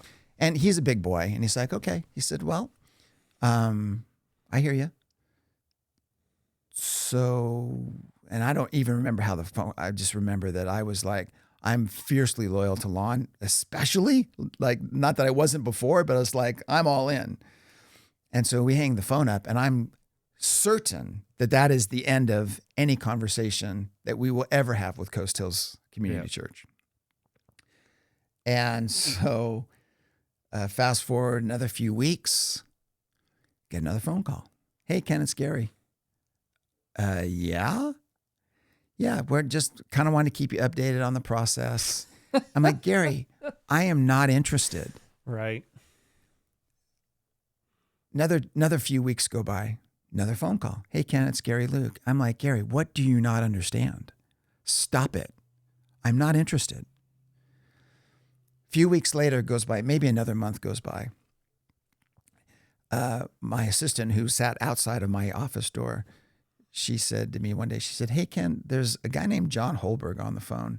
Said he wants to talk to you. I said, well, what does he want? Who is he? I don't know John Holberg. She's like, he won't say. She said, it's personal. I said, take a message. So she took a message. I didn't call him back. And not my finest moment. A few weeks later, he calls back again. And she said, hey, Ken, this John Holborn guy is on the phone again. And I'm like, okay, so put him through. So he comes to me and he says, hey, Ken, my name's John Holborn, and I've been hired by Coast Hills as the executive headhunter for their next senior pastor. Yes. I was given your name and told that you were someone that they really would like to consider as a candidate. And I said, okay, look, John, you sound like a nice guy. I just need to tell you, these people are crazy, and I need to file a restraining order on them, I think, because they will not take no for an answer. And I just kind of went off on him for 15 minutes, and he just listened, and he's like, okay. He said, well, I understand. And sounds like you're pretty locked in there at McLean Bible Church. And I said, yep. And he's like, okay, well, do you mind if I call you back in a few weeks? And I'm like, what? No. That's funny. I'm like, but then I said, do whatever you want to do, John. I said, I'm just telling you, this is not going anywhere. He's like, okay. So he and I had probably 3 conversations after that. And I'm just not interested. And finally on I think it was probably the 4th conversation, he said, Ken, have you ever thought about, because I was stuck at, I've made a commitment to Lon, and one of Lon's things is integrity. Yep. So, I mean, if you give your word on something, that's it. It's done. And I said, I made a commitment to Lon that I am not breaking. I don't care hell or high water. I'm not breaking it. And he said, I understand that, and I respect that. Have you ever considered asking Lon to release you from that early? I was like, no. Would you consider that? I had not even let that dawn on me. And I remember at the end of that conversation, I hung the phone up and I said out loud in my office with my door closed, no, because I knew it was done. Yeah. It was like God was saying, you're moving back to California Yeah. and you're going to become the senior pastor at Coast Hills Community Church. And I did not want to, because now I had to go face Lon. And it was so hard. And I remember talking to Susan, because trust me, she's in the loop now, full on. We've learned our lesson. We've learned our lesson. And I said, honey, in order for me to take the next step with Coast, I said, I'm not signing any kind of formal candidating process until I have a conversation with Lon. I owe him that. And if I do have a conversation with Lon, he's going to fire me, because that's what I would do. Mm-hmm. So here's the reality of the situation as I see it. We have no commitment from Coast Hills. I'm going to go to Lon and he's going to fire me. And now we're not going to have a job. And we're going to be in free fall. And Coast Hills may work out and it may not work out. But we have to be realistic that it may not. Because I was one of 3 candidates that they were looking at. And I'm just thinking, okay, she's probably not going to go for that. And I said, so are you okay with me talking to Lon and potentially not having a job? She said, yes. Crap. I'm like, is that your final answer? Right? It's like, really? And so I'm thinking, oh man. So I remember I called Lon. I don't know. It wasn't terribly long after that. And I said, hey, can we have a meeting? I've got a couple things I want to bounce off of you. And he was just getting back from an Israel trip or something. And he's like, sure. So he's in my office. He comes to my office, right? We're sitting around my conference table. And I'm just sweating bullets. And I said, Lon, I gotta shoot straight with you. Susan just is really struggling being here, because she was. I mean, yeah. And this church has called me. The church, the Coast Hills Church that I was looking to do young adult ministry, they're in a senior pastor search, and they want me to candidate for that. And I wanted to do it, and I wanted to ask.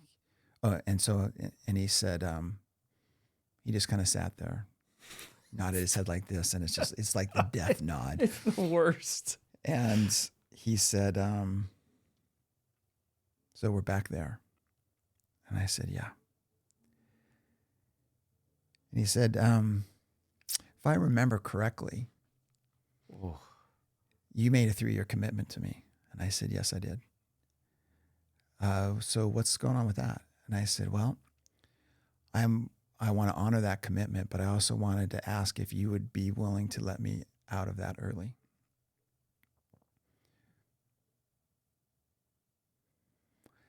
And we continued having conversation around that, and he was not angry or pissy or anything at all. He was just trying to understand where we're at, my thinking.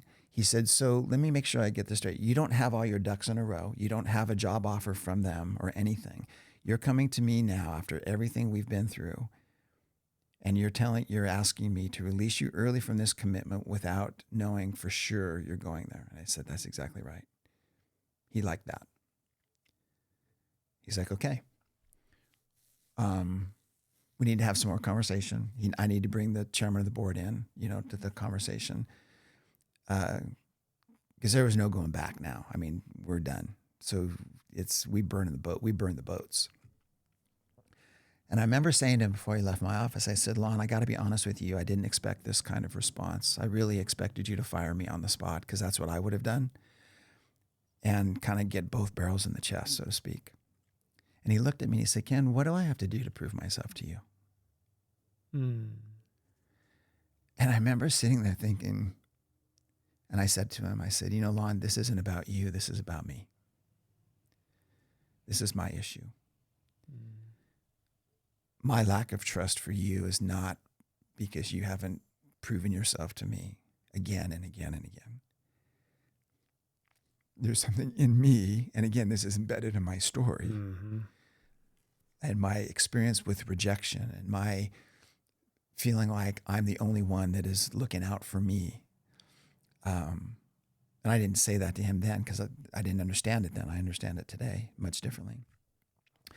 So anyways, things moved forward. We ended up leaving McLean in, I think it was November of 2004. And I became the next senior pastor at Coast Hills Community Church. Wow. It's so interesting, when you talk about, it doesn't matter what season of life we're in, it comes out in different ways, but your relationship with Lon and how he's a father figure to you, and just that feeling of, you talk about when you look at him and he's kind of nodding his head and you're like, oh, it's like disappointment. Yes. Oh, it's crushing for Yeah. for a quote unquote son to feel how you've disappointed your father. It just makes you want to vomit. Big time. Makes you want to vomit. Yeah. Like, that was probably the hardest conversation I've ever had with another human being. oh, I bet. I believe that. To this day. And is Susan elated? No, I think Susan, I think she truly understood how hard it was for me, how much I love him.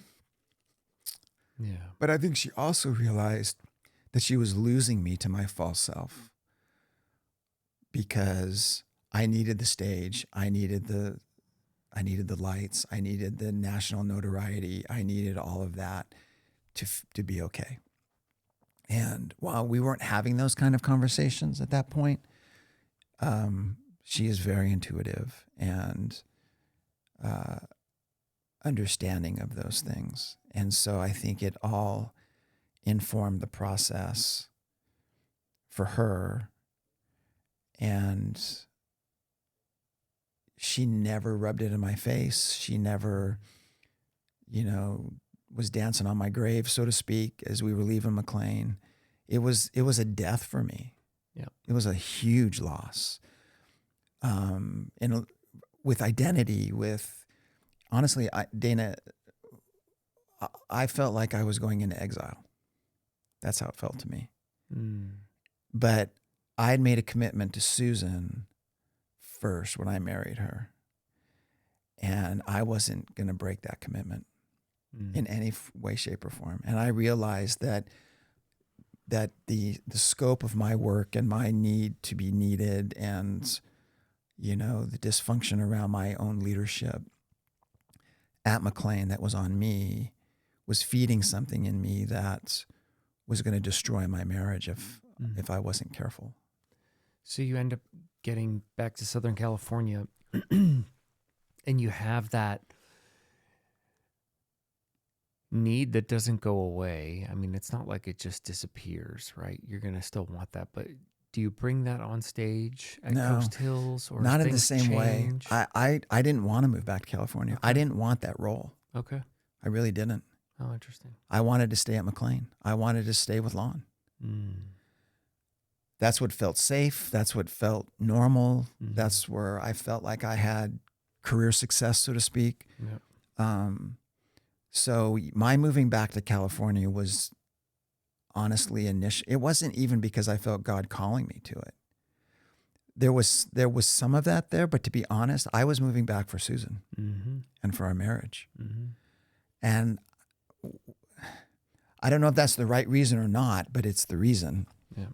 And again, I take my commitment to her seriously. And her commitment to me. I mean, for goodness sakes, when does it become her turn? Yeah. Right? Yeah. And I was having those kind of internal conversations with myself. It's just like, dude, this is just not about you. This is just not about your ministry and whatever it is, this is about her too. And frankly, without her, you wouldn't even have all this ministry success. And I understand that. I get it. So coming into Coast Hills was very challenging. It was a very dysfunctional environment. Very, very, very, very dysfunctional. I think we kind of got the precursor to that when you went out there Yeah, right? for the conversation to try out. I'm amazed that you ended up there in the first place. So But you kind of knew. I will say though, the first 6-8 months of my time there, the church was running about 3,500, 3,800 on Sunday mornings. Exploded. Mm-hmm. Now, to be honest, and this is not arrogant, that's just what I was used to. And again, I don't think it's anything about me as much as it is this is God's choosing and what God wants to do, right? I'm not minimizing the gifts he's given me, but I'm also not saying that from an arrogant perspective. Yeah. Budget increased. I mean, it was like, okay. And I remember the senior pastor coming to me one day because they were still attending, and he and I had a great relationship. Yeah. He's passed away a few years ago. Okay. And he said to me, Ken, what are you doing? He said, I could never get this budget over $4 million. He said, we never could break the 4,000 barrier and attendance and all that. And I said, I don't know, Danny, but God's just doing something. And he was very sweet. He was my greatest cheerleader. And, but what happened is I had started a series called the Da Vinci Code in preparation for the movie coming out. And I had done this series at McLean when the book came out, because I had so many young adults were emailing me saying, what is going on? I thought, they were just all confused about this. So I did this series at McLean originally to teach essentially theology and church history. I mean, it was like an unbelievable opportunity to do that. And it was probably the biggest series I ever had done in all the years that I was at McLean. It was a big deal. And so I was going to rerun it at Coast Hills. And because I had everything already in place, all the manuscript messages, everything, we were like one of the very few early churches to do this series in preparation for the movie that was coming out. So Lee Strobel got involved in it and some others. And so it just exploded in this media frenzy. I mean, I had a buddy of mine call me and said, welcome to your 10 minutes of fame. Because I was in U.S. News and World Report. I was doing all these interviews. It just got huge when people found out what we were doing and why we were doing it and everything else. And so during the series, when I was teaching the series, we were creating these notebooks for the entire congregation. I mean, we had thousands of people coming. I mean, it was just ridiculous. And we were spending a lot of money in providing all these resources and materials and all this kind of stuff on all of this. And I remember I got a call from a guy who had written for the Rolling Stone magazine. He wanted to come do an interview. And I declined. I said, you know what, I'm not interested in doing an interview with him. His name was, I think it was Joel. Anyways. And he's like, well, why not? And I said, well, my experience with reporters in the past has been, you guys tell us one thing and you write something else. And he said, if I promise you that I won't do that I'll just report what I experience and get your feedback on it, will you do the interview? And I said, how about this? You go to the movie with me, and then we'll go out to coffee afterwards and have a conversation. He said, great. So we went to the movie together, and it was interesting. He was sincere. I think he was Jewish. And he would lean over to me and say, what's happening right here? Why is this? And so we were just having this kind of quiet commentary as we were going through the movie, because I was well-versed in the storyline because I've already done all this. And so we went out for coffee afterward and had a really great conversation. And then when he ran the story, he did a really great job. This guy has integrity. And he didn't agree with all my findings on things, but he was very fair. Yeah. And it was probably the most positive experience that I've ever had with the media, in that regard. Well, after all of that, right, this huge, big blip on everything, Orange County goes into recession. And we have to do layoffs. We got a little overextended financially and just all of this stuff we were doing and everything else. And that's on me. It's not that I didn't have accountability and stuff, I did, but it's just, we just spent too much money. And I had to lay off people that had been there for 18 plus years, because we couldn't just cut with, lower line employees. We had to cut deep. And I think I had to cut like $500,000 out of the budget or something like that. It was a lot. And, we had like a $4.2 million budget at the time. So that's a lot. Oof. And we never recovered from it. The church went into a slow decline. I was there 10 and a half years. And then I really had a sense that God was calling me into a deeper expression of discipleship. And I thought, as a senior pastor of a church like Coast Hills, I said, maybe we have a shot at helping other churches figure discipleship out in a more robust way. That it's not just about information, that it becomes more holistic in how God created us and informed with findings from, psychology and other things. And so that's when I entertained the idea about doing my doctorate in discipleship. And so I started that program.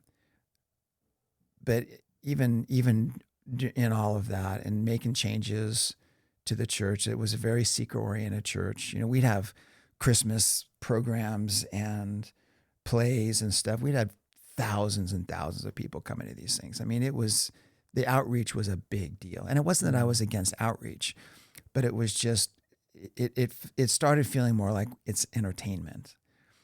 Even though we had a process and we were trying to lead people into a deeper experience with Christ and all of that, it just wasn't feeling right.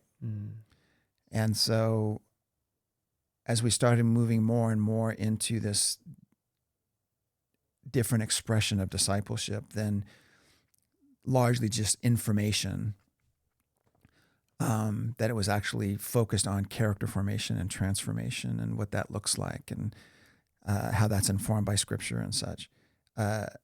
Again, I think I was messing with the DNA of the church too dramatically. And I had a really good friend of mine who's a church consultant. He warned me. He said, "Ken, you're making too many changes too fast." He said, you got to slow down. And I'm like, nah, we're good. I got the credibility. We can, again, just me and my bravado, grandiosity. So we moved into a slow decline. Yeah. And the church, I think we probably dropped to like 2,800. So, we were down 40, almost 50% at one point. And then that started really messing with my self-esteem and, so here we go. My story is now informing my present. So the church starts to decline. Obviously, that doesn't go very well with many people, much like a sports team. Everybody's happy when you're winning. Oh, yeah. When you're losing, everybody starts pointing fingers. Yep. And that's kind of what happened, I'm assuming. Yeah. So we don't have to get into too specific of what they do. Well, yeah, the long and the short of it is, yes, it moved us into a process where I ended up getting fired. Yeah. And that was incredibly painful. Again, stirring some of my deepest fears that go back to Saddleback, goes back to feeling like I trusted these men as elders and they turn on me and shoot me in the head and push me out the door when things aren't good. Because, the duress of all of the pressure of laying people off and the church being in decline, it was affecting my leadership. Of course it was. Yep. But again, nobody was there for me. Like I needed help. I was burned out. I was a shell of myself and there was no desire at all to come alongside of me and get me help. Well, and full circle of where we started this whole conversation with, Philip Yancey and whatever was going on. But two things kind of come to mind. Number one, who in the world is going to come alongside the senior pastor and be their peer? You know what I mean? And be their friend. And then where in the world is it going to be safe enough for you to say things that hurt you and brokenness and all those things where you can actually use that and go and them not use that again? You know what I mean? There's like this, it's a weird position at the top where a lot of people get really lonely. And that's where all of those biggest fears come true because they don't have anyone to confide in. They don't have anyone to just have that honest conversation, and the other person not look back at them and not look at them like they have four heads and go, yeah, it sucks. It's hard. Well, and I became public enemy number one, felt like overnight. I bet. Yeah. And I remember sitting in some of those meetings prior to my termination with the elders and saying, guys, there is no grace in this room at all. What have I done? Help me understand how I've disqualified myself as an elder in this church, according to Scripture. And they couldn't give me a reason. Yeah. And yet, the way the polity of the bylaws are at the church, they had all the authority. Mm-hmm. There was no congregation vote. There was nothing. They had the authority to fire me. So they came to me one night and they said, we're going to give you the choice to resign, or we're going to terminate you. We'll terminate you without cause, but we're going to terminate you. And I'm like, I remember I called Rick Warren during this time when the bullets started flying. I said, Rick, here's the situation. Here's where I'm at. What do I do? And he said, Ken, he said, you have one of two choices. You can go around the board straight to the congregation and fight this, or you can walk away. And I'm like, Lon, A, I'm not a fighter. I said, B, if I do that, it'll blow the church up, and it will frankly violate everything I feel like I've been preaching for the last 10 and a half years here. He's like, well, then you know your answer. So when they came to me with the resignation, I accepted to resign. And then as I was walking downstairs and getting in my truck, getting ready to leave, I called my friend who was an attorney. And I said, well, it happened. I resigned. He said, get your butt back up there right now and tell them you rescind that. You are not resigning, and you're gonna force them to terminate you. And I said, Steve, why would I do that? He said, Ken, you have nothing to stand on if you resign. And the way things are right now, the severance that they're going to give you is going to be minimal at best. He said, you need to protect yourself and your family. So get up there. And I'm just like, and Steve was a very good friend of mine. Mm-hmm. And I'm like, oh man. So I remember going upstairs and I knocked on the door, and I mean, and when they opened the door, I kind of think I'm coming in here with a gun, or what's going to happen. And I was literally shaking. And I just told them, I said, guys, I'm going to rescind that. And they said, you mean you're not going to resign? I said, no. And they said, okay, well, you are terminated. You're done. Effective immediately. And so I'm like, I just walked out. And I remember driving home, and I was in shock, obviously. It's like my worst nightmares come true. Yeah. And I felt like my entire world was just collapsing on me. And again, it was like, Lord, what have I done to deserve this? I didn't have an affair. I didn't embezzle money. I didn't do anything that merits immediate termination. So you know what it looked like to people. Yeah. And then I can't defend that, because then it makes you look more guilty. Yep. So it was really bad. It was really bad. So you go through that, and now we kind of, your worst fears are realized, but it's interesting kind of where God leads you next, because it's so many different doors that open. You feel like that door is slammed in your face, but. Oh yeah. Well, Dana, I knew enough that getting fired as a senior pastor is not great for your resume. And even though there were extenuating circumstances, if you have two equal candidates that a search committee is looking at, and one's been fired, even though there's understandable circumstances and one hasn't, I'm going with the one that hasn't. I mean, call me crazy. And I did leading worship for a long time. I peeked behind the curtain, which I was like, oh, no.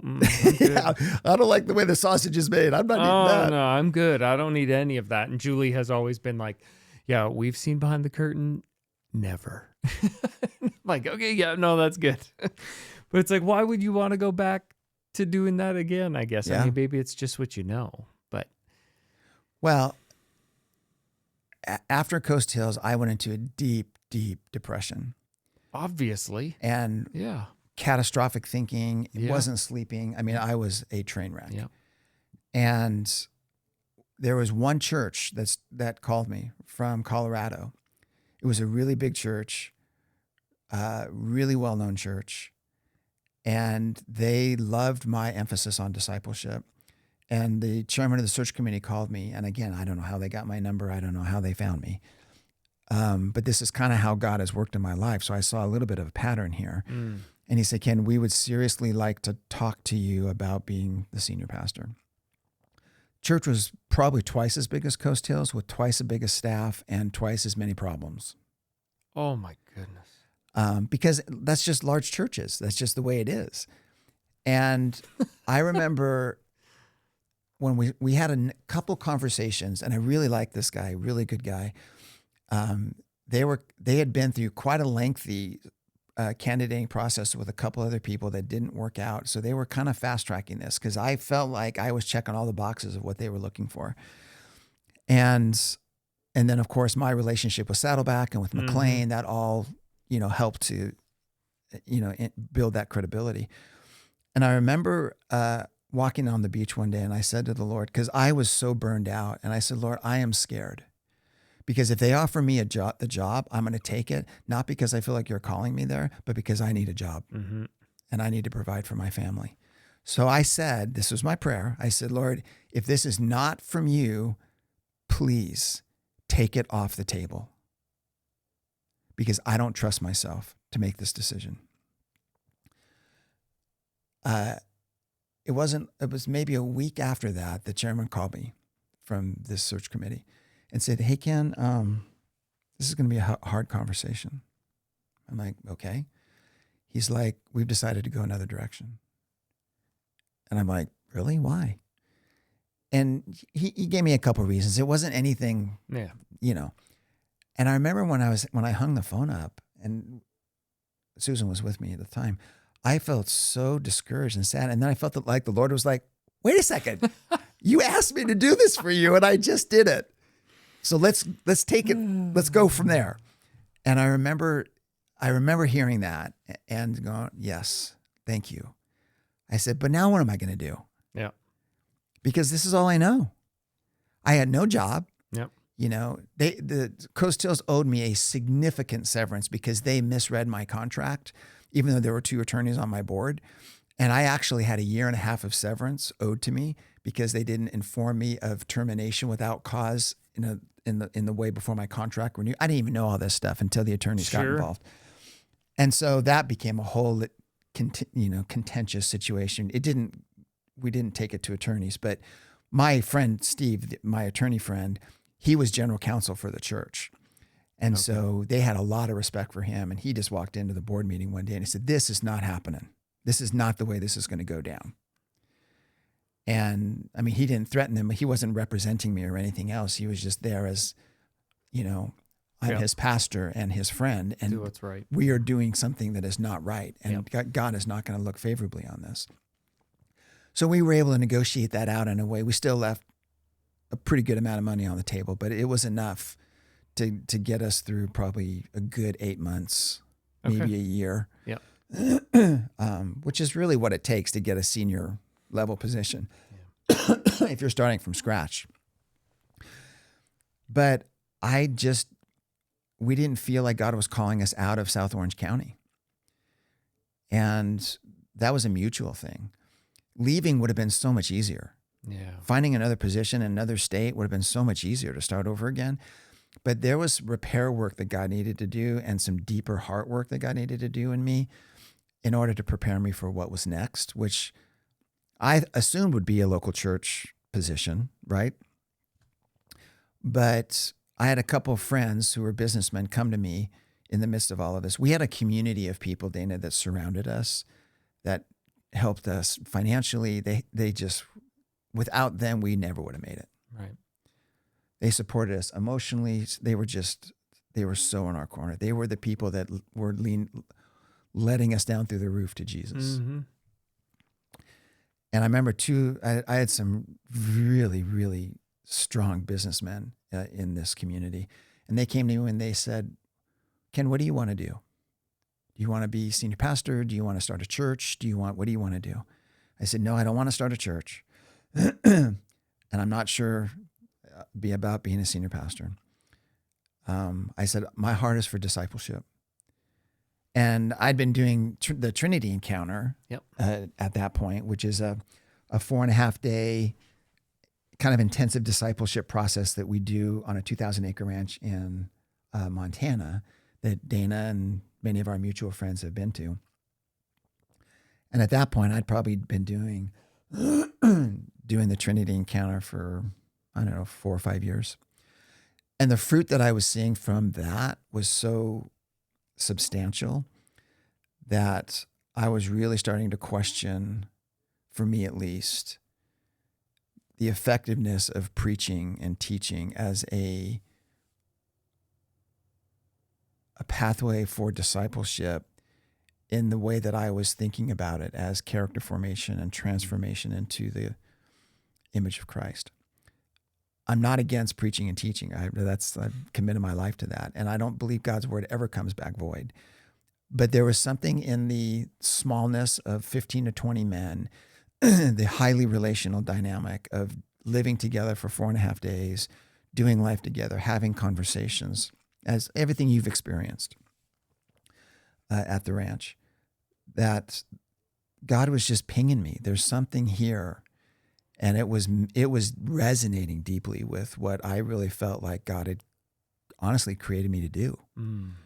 So going back to these two businessmen, I said, I think I want to start a ministry, a discipleship ministry. And again, I didn't know how this was going to finance my future and provide for my family and all that stuff. And they're like, okay. So one of these guys owned an accounting firm. And so he got IDT Ministries established as a 501c3 Institute for Discipleship Training. And to this day, he still does all my taxes, all my payroll, all that pro bono, all that stuff. Wow. And that's been 12 years. And the other businessman is still a very dear friend of mine, been a supporter of our ministry all those years, substantially. And God has given me, over these last 12 years, relationships with men in a way that I never even dreamed possible. In coaching, in helping them work through trauma, in providing consultation with churches, many of which are even here in Middle Tennessee, now that we moved to the Nashville area, to help them think through discipleship in a way that is in keeping with how God created us from a developmental standpoint. And so all my doctoral work and my dissertation was in the area of looking at a process for our taking on the character of Christ, as Paul talks about in 2 Corinthians 3:18. What does it look like to take on the image of Christ? What does it look like to be an expression of his likeness? What is the Holy Spirit's job in that part in that? What is our part in that as we lean into that and such? That was all my doctoral work that was informed with not only a robust theology, but also findings from psychology and neuroscience. And so I took those 3 disciplines and I worked on that for 6 years in coming up with a process for character formation that is robustly biblical, but is in keeping with how God actually created the heart to work and the developmental process to work. Because it just made sense to me that if God is going to grow us spiritually, then there's going to be some parallel to how he created us to grow emotionally and physically. And so really the last 12 years of my ministry has been refining that process.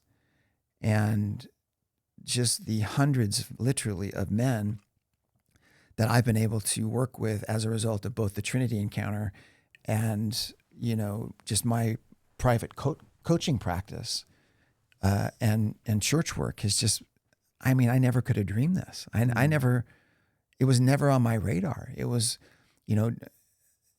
during the early days after my termination at Coast Hills, I remember one morning on the beach having a conversation with God where I really felt like he impressed upon me, Ken, I don't want you thinking about a 10-year plan and putting all this strategic stuff together. And I just want you to step into what I put right in front of you. I'm going to make this really easy, son. And as simplistic as that sounds, Dana, that's what I've done the last 12 years. That brought us to Tennessee, which again, kicking and screaming, that's consistent. Leaving California to move to Middle Tennessee where I know nobody, except for a mutual friend of ours. I didn't even know you then, prior to coming. And I have no ministry contacts here. All my ministry contacts are on the West Coast. I mean, it's like this. And I remember telling Susan, honey, this makes no sense. But again, she's leading the way. We're moving to Tennessee. Our daughter and our oldest daughter and grandchildren are living there. And so actually she's like, I'm moving to Tennessee. You can join me if you want to. She didn't say that, but that's the way I like to portray it. So we moved to Tennessee and I'm thinking, okay, now what am I going to do? And then just slowly met you and then built relationships with some other people through you and through some other friends that we had here. We knew one other couple here that had moved from our church in Coast Hills to here prior to that.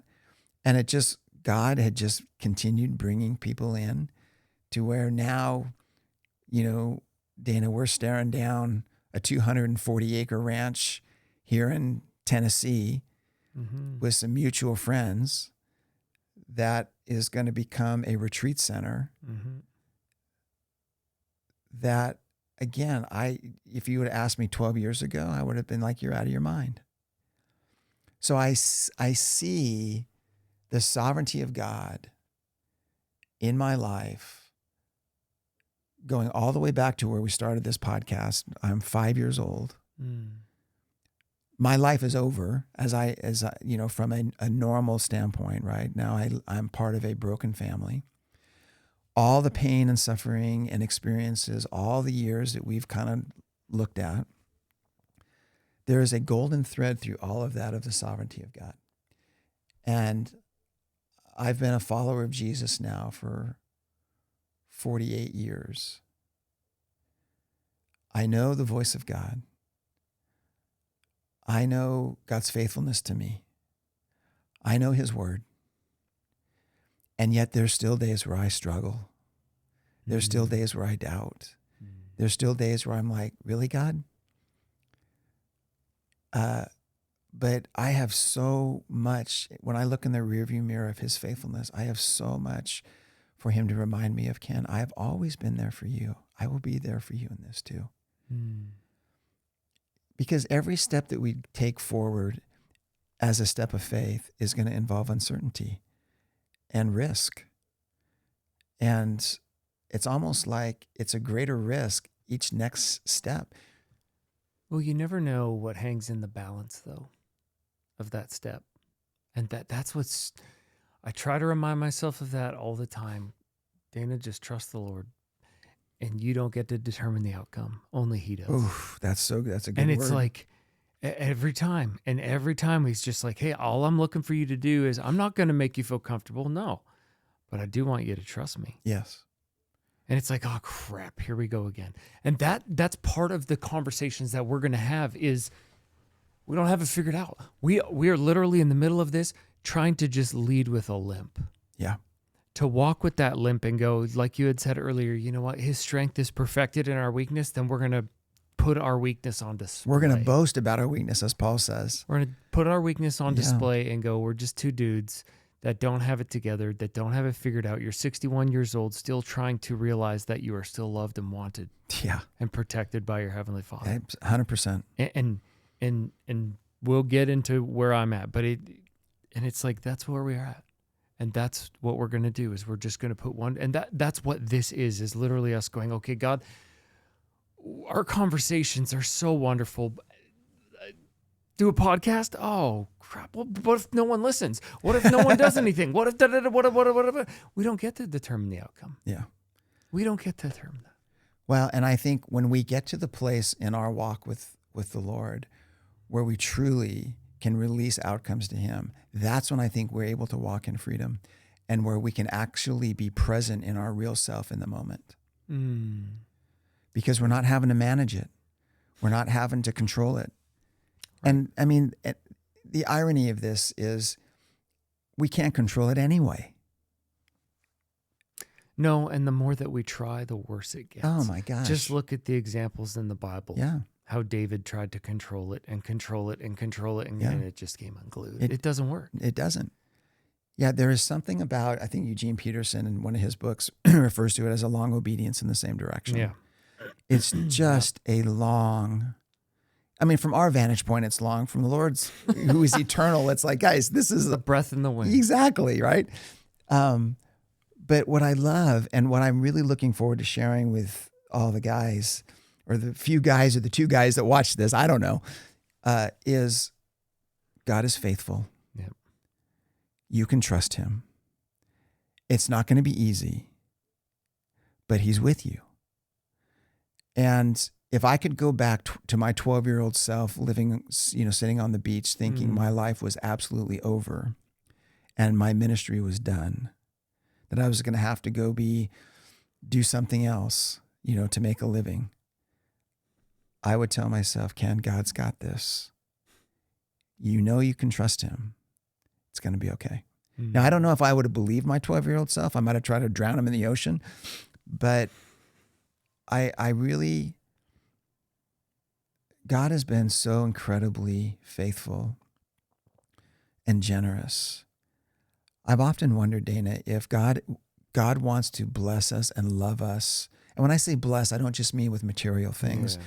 I think it includes that, but I think it's so much more than that. There's an abundant life that transcends the material aspects, that is a deep sense of being loved and valued and cherished as the beloved Son. That is part of our identity in Christ, that we need to remind each other of more and more, because that's what is true. Regardless of all the other noise that's in our lives, or regardless of how our story may cause us to think otherwise, that is what is true. And the more we allow ourselves to walk in that and internalize that reality of God's love and his presence and his desire to give us good things, I think then we are starting to get a taste of the abundant life that Jesus said he came to make available to us. And that's not just available to me or to you. That's available to all of us. That's available to you guys. There's an abundant life, a quality of life that is available to you, to us collectively as followers of Christ, that we can hardly even dream or imagine. And my desire is that God will use this podcast and other things as a way of helping men wake up to that truth. That's so good. That is so good. Well, hey, look, thank you. That's your story's incredible. Thanks for sharing that and walking with me today through that. And I hope in the weeks to come that we'll be able to unpack more pieces of that as we go, right? And because it's all living, it's all still there, it's all still active, and God is still redeeming small parts of us. And we're going to do that in lifetime sometimes with each other in these conversations. So thank you so much for listening. This is the Men Talking Podcast. We'll see you soon.